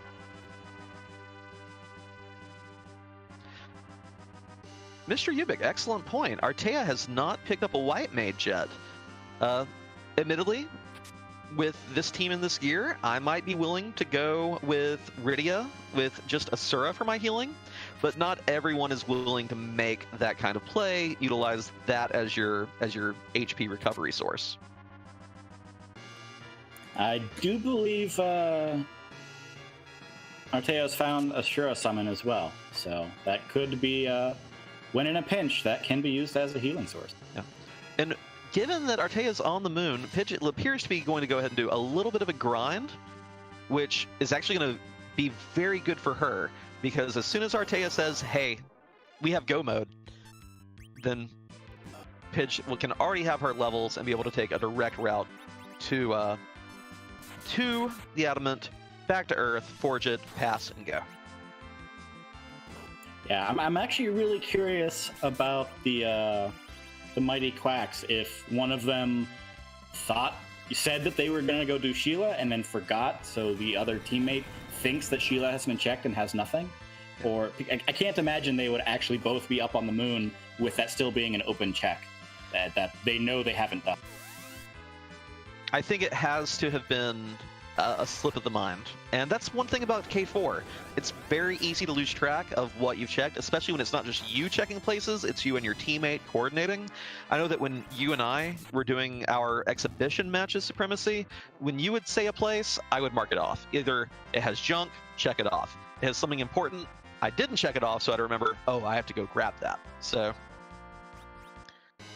Yep, so we do see Artea getting the Adamant, immediately coming back to Earth, is going to beeline straight for Sheila. And we see Blaze is now getting the Adamant. I believe they might have communicated that all the chests on the moon are done, so it might be a matter now of going, hey, what did we miss? well, they have the Pan, and they have the Twin Harp. So it may be a plan to split those up. And I will say that at least in individual races, Simbu is an amazing racer. May think, I'm a little faster at knocking out these spots. Let me go do Twin Harp while you go do Pan. And that could delay the team even a little bit more. But I think it's awesome that we are in this K4 seed. V1, you have to get even more items. And we have a team in no mode at the 1 hour, 20-minute mark. Yeah, absolutely. I think at this point, Pidge is just grinding up levels for her Porum, and then it's going to go grab that Adamant, come back, forge it, and then head straight to Zero. Absolutely. Artea coming in hot, gonna go talk to Yang in bed. I wonder if he'll even bother with the Pan. Oh, okay. Gonna see. Do we get yet another Adamant armor? You're being greedy, Artea. You're being greedy. Let's see what the Sylph item is. Hey, that's Rosa. If you really want to regrind, that's the White Maid. I think you just use Rydia at this point. I think. What are the levels? High 40s. I mean, high 40s. I think 4 Adamant armors for Artea. Oh wait, no, Artea doesn't have the pigtail. Only 3. Sorry. I mean, I love Rosa Bay, but at the same time, I don't think going there and picking her up is the play at this point.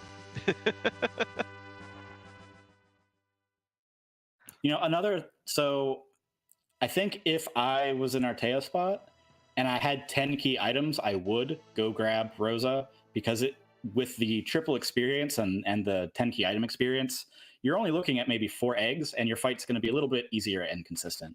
But Artea will not have 10 key items even after turning in the Fortune Crystal. I believe I only count 9 after that happens. So. Oh wow. Yeah.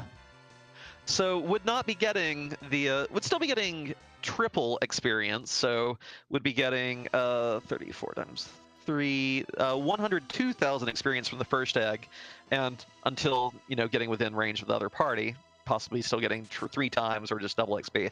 But it wouldn't be that sweet times 6 XP. Does get the pass though. Quickly knocks the out pass actually. Looking at it again, the pass will make the 10th key item once the crystal is forged. Oh, well, there you go. But I still don't think you go get Rosa. I think you just you push all your chips onto the Asura summon and hope for the best. Sweet ninja shirt from Sheila too.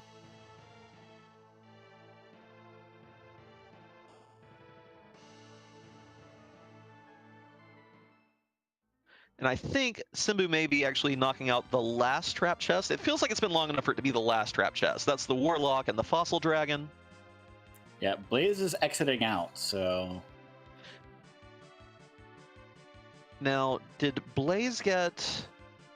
I don't see the Pan or the Twin Heart marked, so I wonder if Blaze is going to be like, oh no, we forgot Sheila, and is going there now. I'll be interested to see where he flies when he gets back to Earth. I think he has to be going to Luca Key, right? Because Luca lit to Baron, and he doesn't have that lit up. Possible.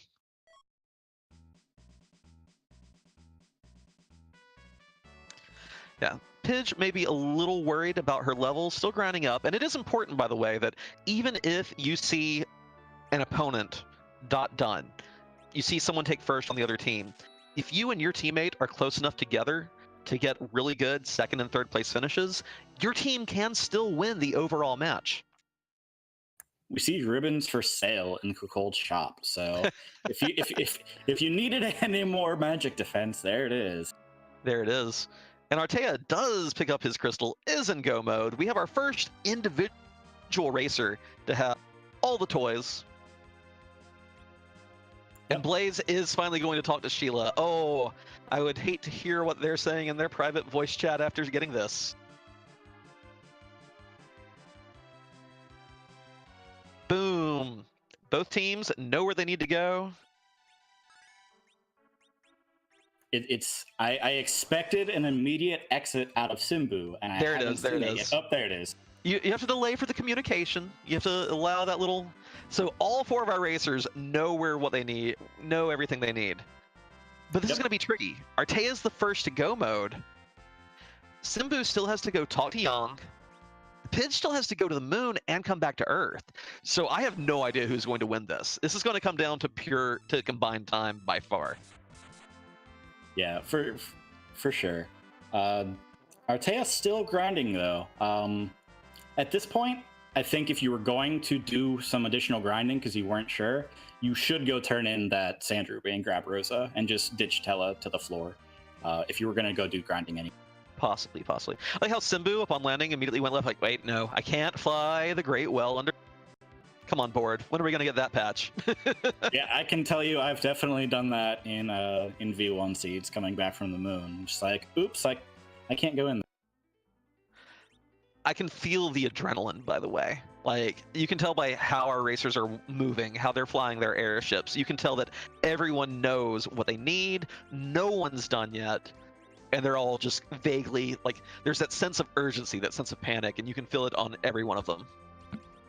Yeah, for sure. Now that I think about it a little bit more, I'm actually a little curious why Pidge did not just decide to do the Ryu grind on the moon, knowing that she has to go back up there. Oh, she hasn't even unlocked the whale yet, but... I mean, the Ryu grind is a little bit of a newer thing that people have been doing, and taking the time to cast Weaken on them and everything, whereas I can fight this egg, I can punch it once, I can get my XP and go. Near points out that she doesn't have a source of weak right now, so that would also be a good reason why to stick to the Earth Grind. About 1,800 HP a dragon rather than doing roughly the 9,000 across the 2 gold dragons makes sense.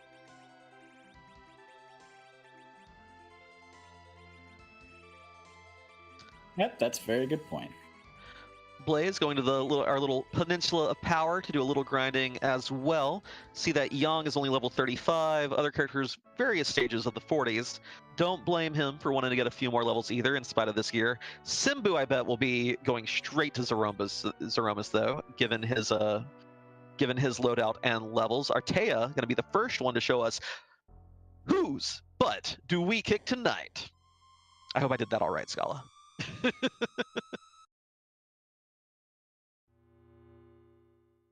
Yeah, so we know that Pidge is done with her grind, so it's just go do Gauntlet, go turn an item, go kill Zeromus. Ooh, and has she got the levels? Maybe grinded a little bit too much there, Pidge. We'll see if this ends up costing their team the win when we do the combined time. Yep, just judging from the looks of it, unless something really terrible happens, Artea, I think, is relying on Fu. No, not Fu, just Rydia for healing. So it's possible Artea does take a wipe, but without any wipes, I do expect Artea to finish first, Simbu and Blaze to come somewhere second and third, and Pidge in fourth. But because this is combined time, it will be close, and it will come down to the minutes. Absolutely. Seconds, possibly. We'll have to see what the clock says. Absolutely. It would be so amazing if the first race comes down to combined team seconds. That would make my day. Absolutely. And like we said, talking about the Asura summon, I've had the bad luck to get 10 life ones in a row before. Hopefully that doesn't happen to any of our racers who are using Rydia for healing. It's very unlikely. And also, you can usually get off 2 Asura summons between Big Bangs. And what is this sprite? I recognize Ifrit, Shiva, and I'm guessing that's Chocobo, but I don't know what this is from. Miragemus? Scala, help! Yeah, I don't know what it is either, but it does look awesome. Oh, it's World of Final Fantasy, apparently. What a great sprite. I love that our first little thing here, and we got a sprite. I don't know. Or have you seen this one? I have not.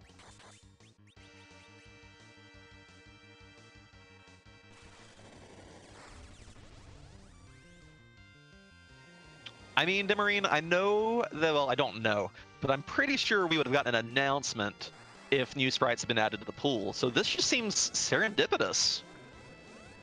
The Twinvitational has been blessed by the free enterprise randomizer. I mean, there are a whole ton of them, and even, I've probably personally only seen maybe 50 or 60, and there's well over 200. So Simbu definitely going to be second as Zeromus. Blaze not far behind. Come on, Pidge, you got to beat this gauntlet up.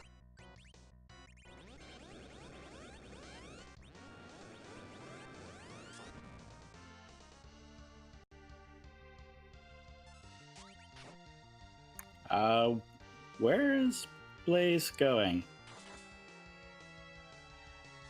Is Blaze not comfortable with the team and is going to grab Fu for a healer? That may be it. I could tell, Simbu was hesitating there to approach Zeromus. They may have been discussing team strategy. It may have been, I don't have a white mage. Where can I get a good one in a hurry? And Simbu could be, Fu's in Zot, you're right there, go for it. This may be the break that Breadman's Bakery needs. Mighty Quaks may be looking at the race channel, see no one's done yet, thinking, oh, I have time to do this, right? Oh, this is exciting. We thought Breadman's Bakery had it, and then the overgrind happened, and the other team was ready to go, and the other team's like, no, I want a white mage. And Yeah. Elminster coming into chat asking, did I come at the end? Well, you were coming at the end of this race, but it is still going to be a very exciting finish. And we do have another race directly afterward. throwing out, going ahead and queuing up the Asura summon on Rydia. Let's see if Artea... Oh! Somebody tells me his Rydia wasn't fully loaded with with MP defense gear. Because that... correct me if I'm wrong, Supremacy. That was the first big bang, and it should have been... Oh, never mind. I clearly missed a large portion of this fight. It's already in Meteor phase? What happened? Yeah, rocks fall, everyone dies. Well, GG Artea. Finishing in first overall with a time of 1 hour, 32 minutes, 53 seconds plus some change. And then you have to wonder, what just went through Blaze's head when he sees that dot, when he saw that dot done? Is it, oh gosh, I shouldn't have come here. I shouldn't have gone for Fu. Oh no, oh no. Yeah, Like, I can't wait to know what... something to ask. Yes, yes. Do not let me forget to ask that in the post game. Oh my god. Yeah, so it turns out that I'm guessing that's Adamant Cecil with a crystal sword dishes out damage and slays Aromas faster than I can even pay attention to. Yeah, pretty much seems that way. Simbu is just making very short work. Adamant Crystal Cecil just does all the things. Also using reflect strats to dish out a little more damage, having Edge throw all those extra weapons that he found over the course of the seed. Just ruthlessly efficient in dishing out this damage. Yeah, I'm also curious at this point to know what's going through Pidge's head. I mean, she still has to finish up this fight, is about to finish up this fight. Well, there she has it.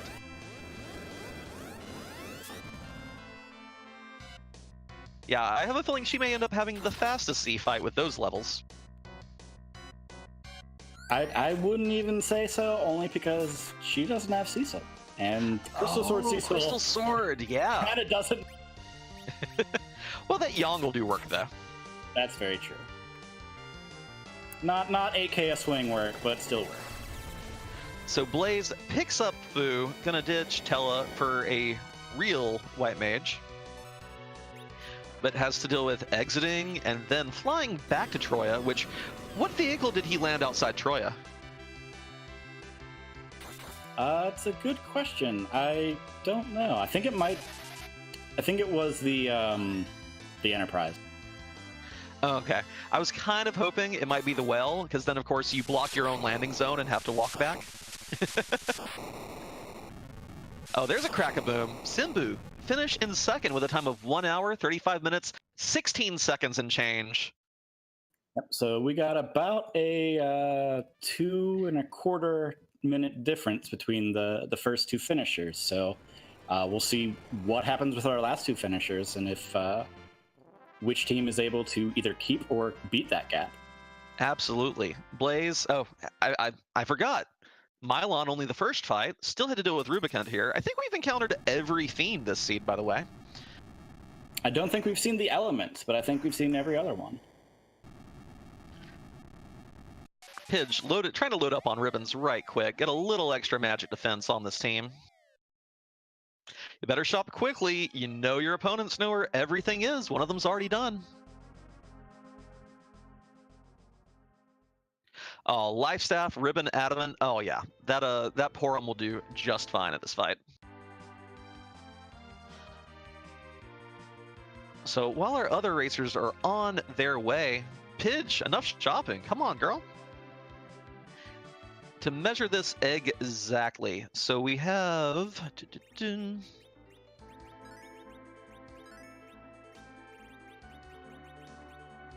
Yeah, this is going to come down to really close because we do see, Pidge is going to go straight to Zeromus, and we see Blaze now doing final menuing before getting to the fight. So, oh no, Pidge, where are you going?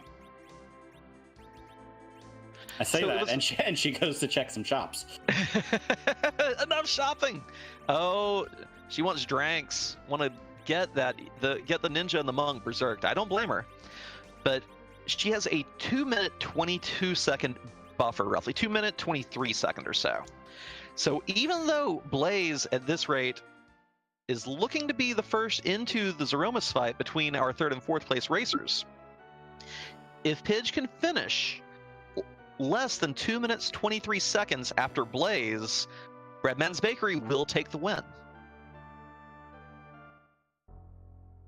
Yeah, and when it comes into entering the fight, I don't expect there to be that much of a difference entering the fight. So this might come down to Crystal Sword Cecil versus Leveled.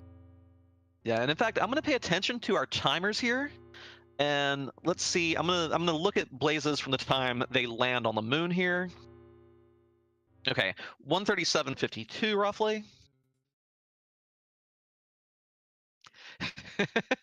Pidge, your levels are good. Your gear is good. Don't be scared.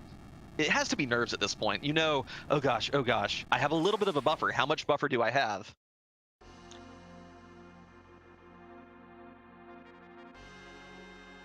Yeah, I think she's trying to look for agility anchors at this point. Puts Edge in the center with 43, so Zeromus is actually going to be rather slow in comparison, but hopefully gets those Bacchus wands up pretty quick. Her characters will be pretty slow too, though, having that speedy of an anchor, so I hope this fight goes okay. Well, I think she would also have the 3 adamants, so they might not all be that slow. And she lands on the moon at about 138.41, so that is about 49 seconds after... Wait, hold on. I can math. I know I can math. Yes, 49 seconds after Blaze. So currently, she's on pace to still pull it out for her team, but how's the actual fight going to go?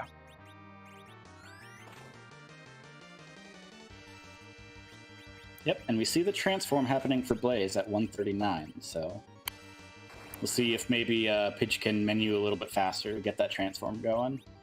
I don't think we're going to see a wipe by either player here. It's going to come down to execution, and again, that gap that their other teammates provided for them leading into it.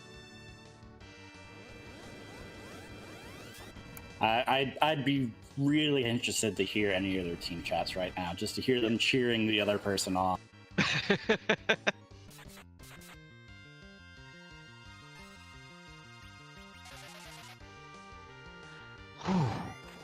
This is still anyone's game.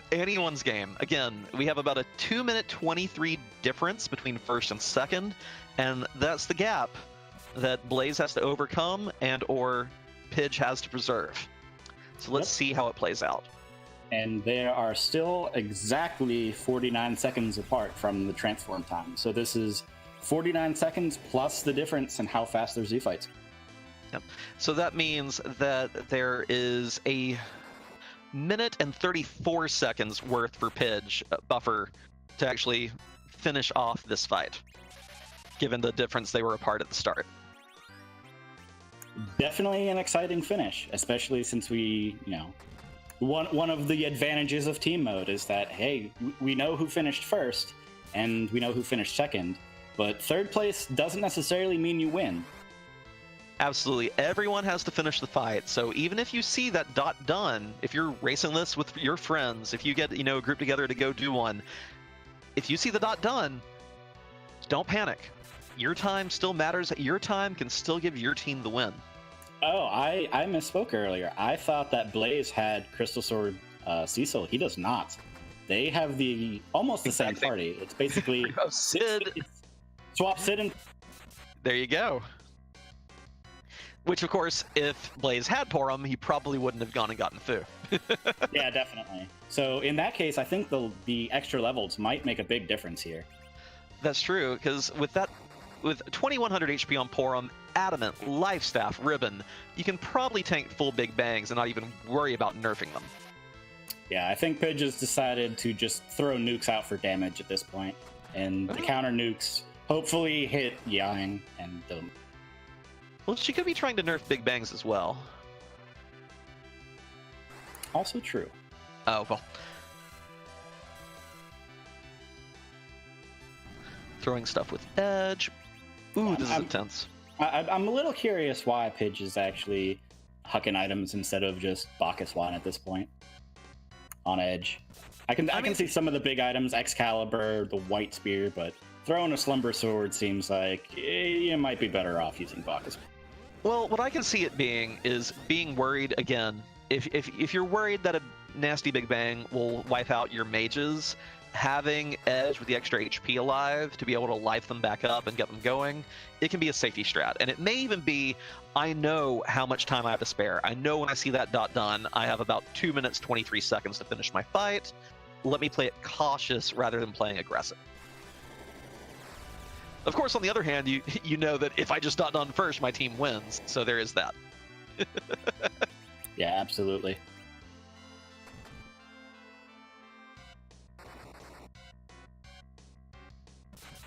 See, ready to take a nap for Blaze. Ooh, oh, but that does it. Blaze has finished in 3rd place overall, 143.06 plus change. Combined team time for the Mighty Quaks is 3 hours, 18 minutes, 23 seconds, plus some change. Let's see if Pidge can get this fight done in time to pull it off for her team. We don't know how this is actually going to end yet. Those nukes do take extra time, not only with your spell animation, but with Zeromus' counterattack.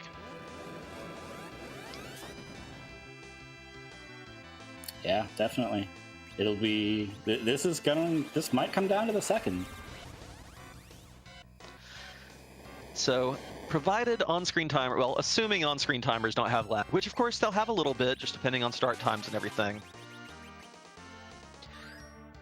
2:23. So Pidge would need to wrap this up by 1:45:29 on her timer.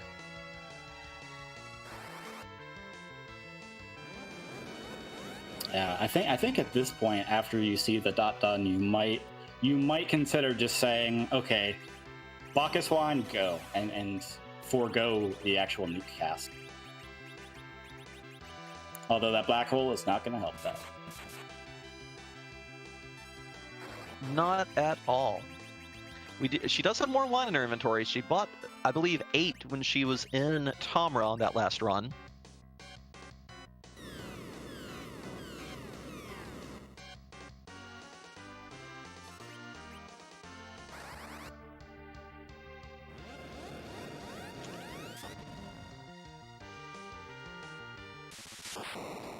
More nukes going out. Oh, and she's done it! Pidge finishes 4th overall with a time of 1:44:55. Combined final times here, 3 hours, 17 minutes, 49 seconds to 3 hours, 18 minutes, 23 seconds. Breadman's Bakery has beaten the Mighty Quaks in the opening match by a time of 34 seconds? Am I doing the math right there, Supremacy? Yep, 34 seconds and a little bit of change, but yeah, that's incredible. All right, do you want to use the bot to warn everyone to come on in, and we'll get some interviews? Sure.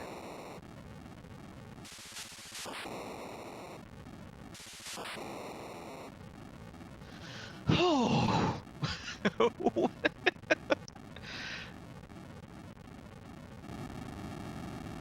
Come on. Come on, Sorry, bot. I have to type.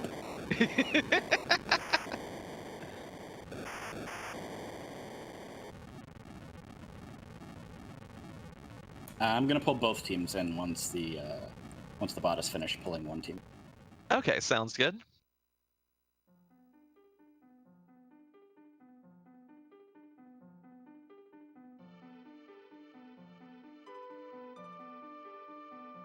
Just 1 second, y'all. Maybe next time we'll just let people join manually and only use the bot for midway through. Yeah, well, at least the bot decided to break after the thing was done. So we'll have to manually. It's not playing.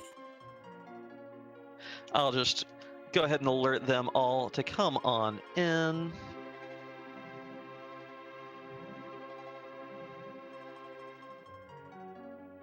I don't actually think they have the ability. Oh, they don't have authority. Okay. Then I will drag. Well, okay. You're too fast, Supremacy. You're getting them all. All right. Oh, hello. GG's, everyone. What a match. I'm not hearing anything. Oh, Oh, Artea. Can you hear me? I still have that crazy dealing. I don't think he can hear anyone. I'm just rejoining. Won't be long.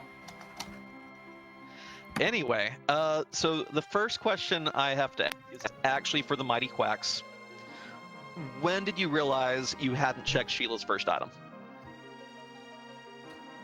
I realized when, this is Blaze, after I had gotten the adamant and Simbu and I were talking and we were just trying to go over stuff that we had missed. I mentioned along with like 2 or 3 other single checks that I hadn't done Sheila's first check-in yet.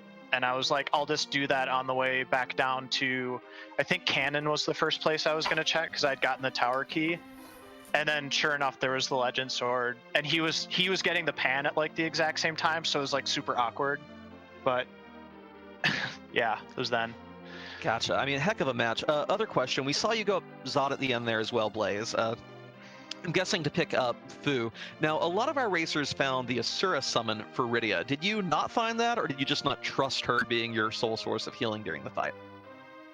I had it at one point, I'm almost positive, and I think I sold it, because I never thought that Rydia might have to be my healer in the Z fight.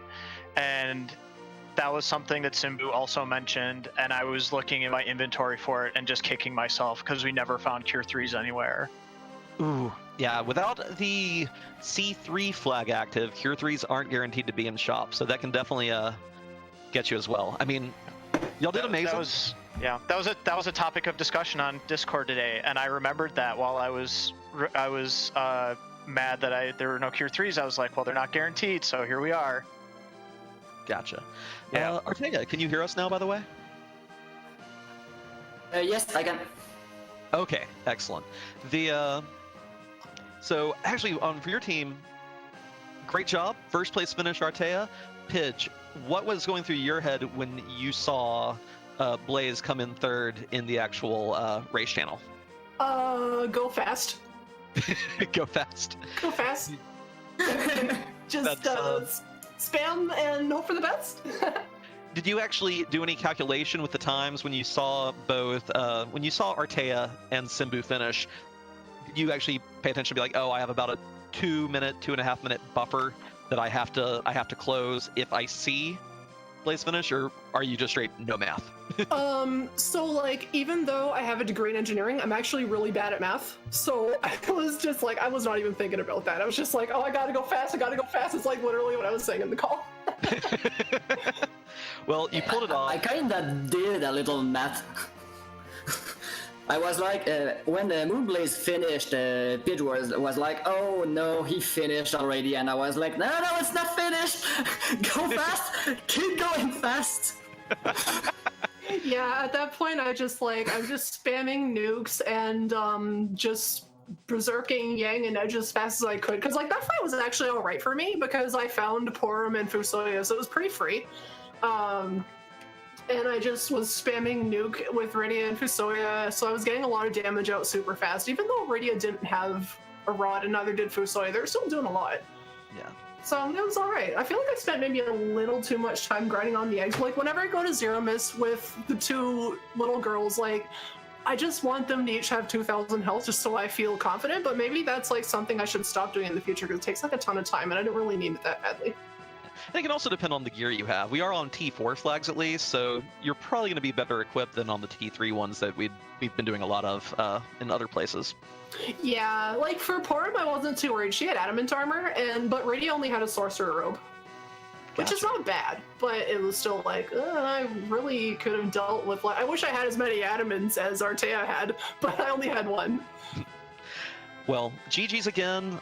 Thank you all for making that such an exciting match. Again, the time difference was 35 seconds. So somewhere in that range. Oh god. That's combined. That's nuts. Yeah, combined. Like... So heart-pounding action. Thank you all again. Of course, GG's to Breadman's Bakery on the win. Mighty Quacks. We're still only in round robin phase. And of course, when we do seeding, you're still in the semifinals by virtue of it being a relatively small thing. So looking forward to y'all coming back swinging next match. And do any of you 4 have any other thoughts before we get prepared for match 2 tonight? GG's to everybody, good luck in your next race, Mighty Quacks. That was a fun seed, actually. And thank you for having us in this tournament and for the gorgeous overlay. That looks freaking amazing. And yeah, thanks for having this. We've been having fun so far. That's awesome to hear. It's really fun. Yeah, and it's a really nice opportunity that you give it to us. Yeah, thanks as well. I'm gonna tune in for the second match because I can't wait to see what happens with the other two teams here. Yeah, for real. Good luck to the next two teams if you guys are watching. Yeah, absolutely. So we will probably be taking a short break to roll the seed, get everyone set up and going. And then we will be back with the other two teams in another race immediately after this. So go grab a bite to eat, use the restroom, and be back. Stay tuned, everyone. Right, thanks. Thank you.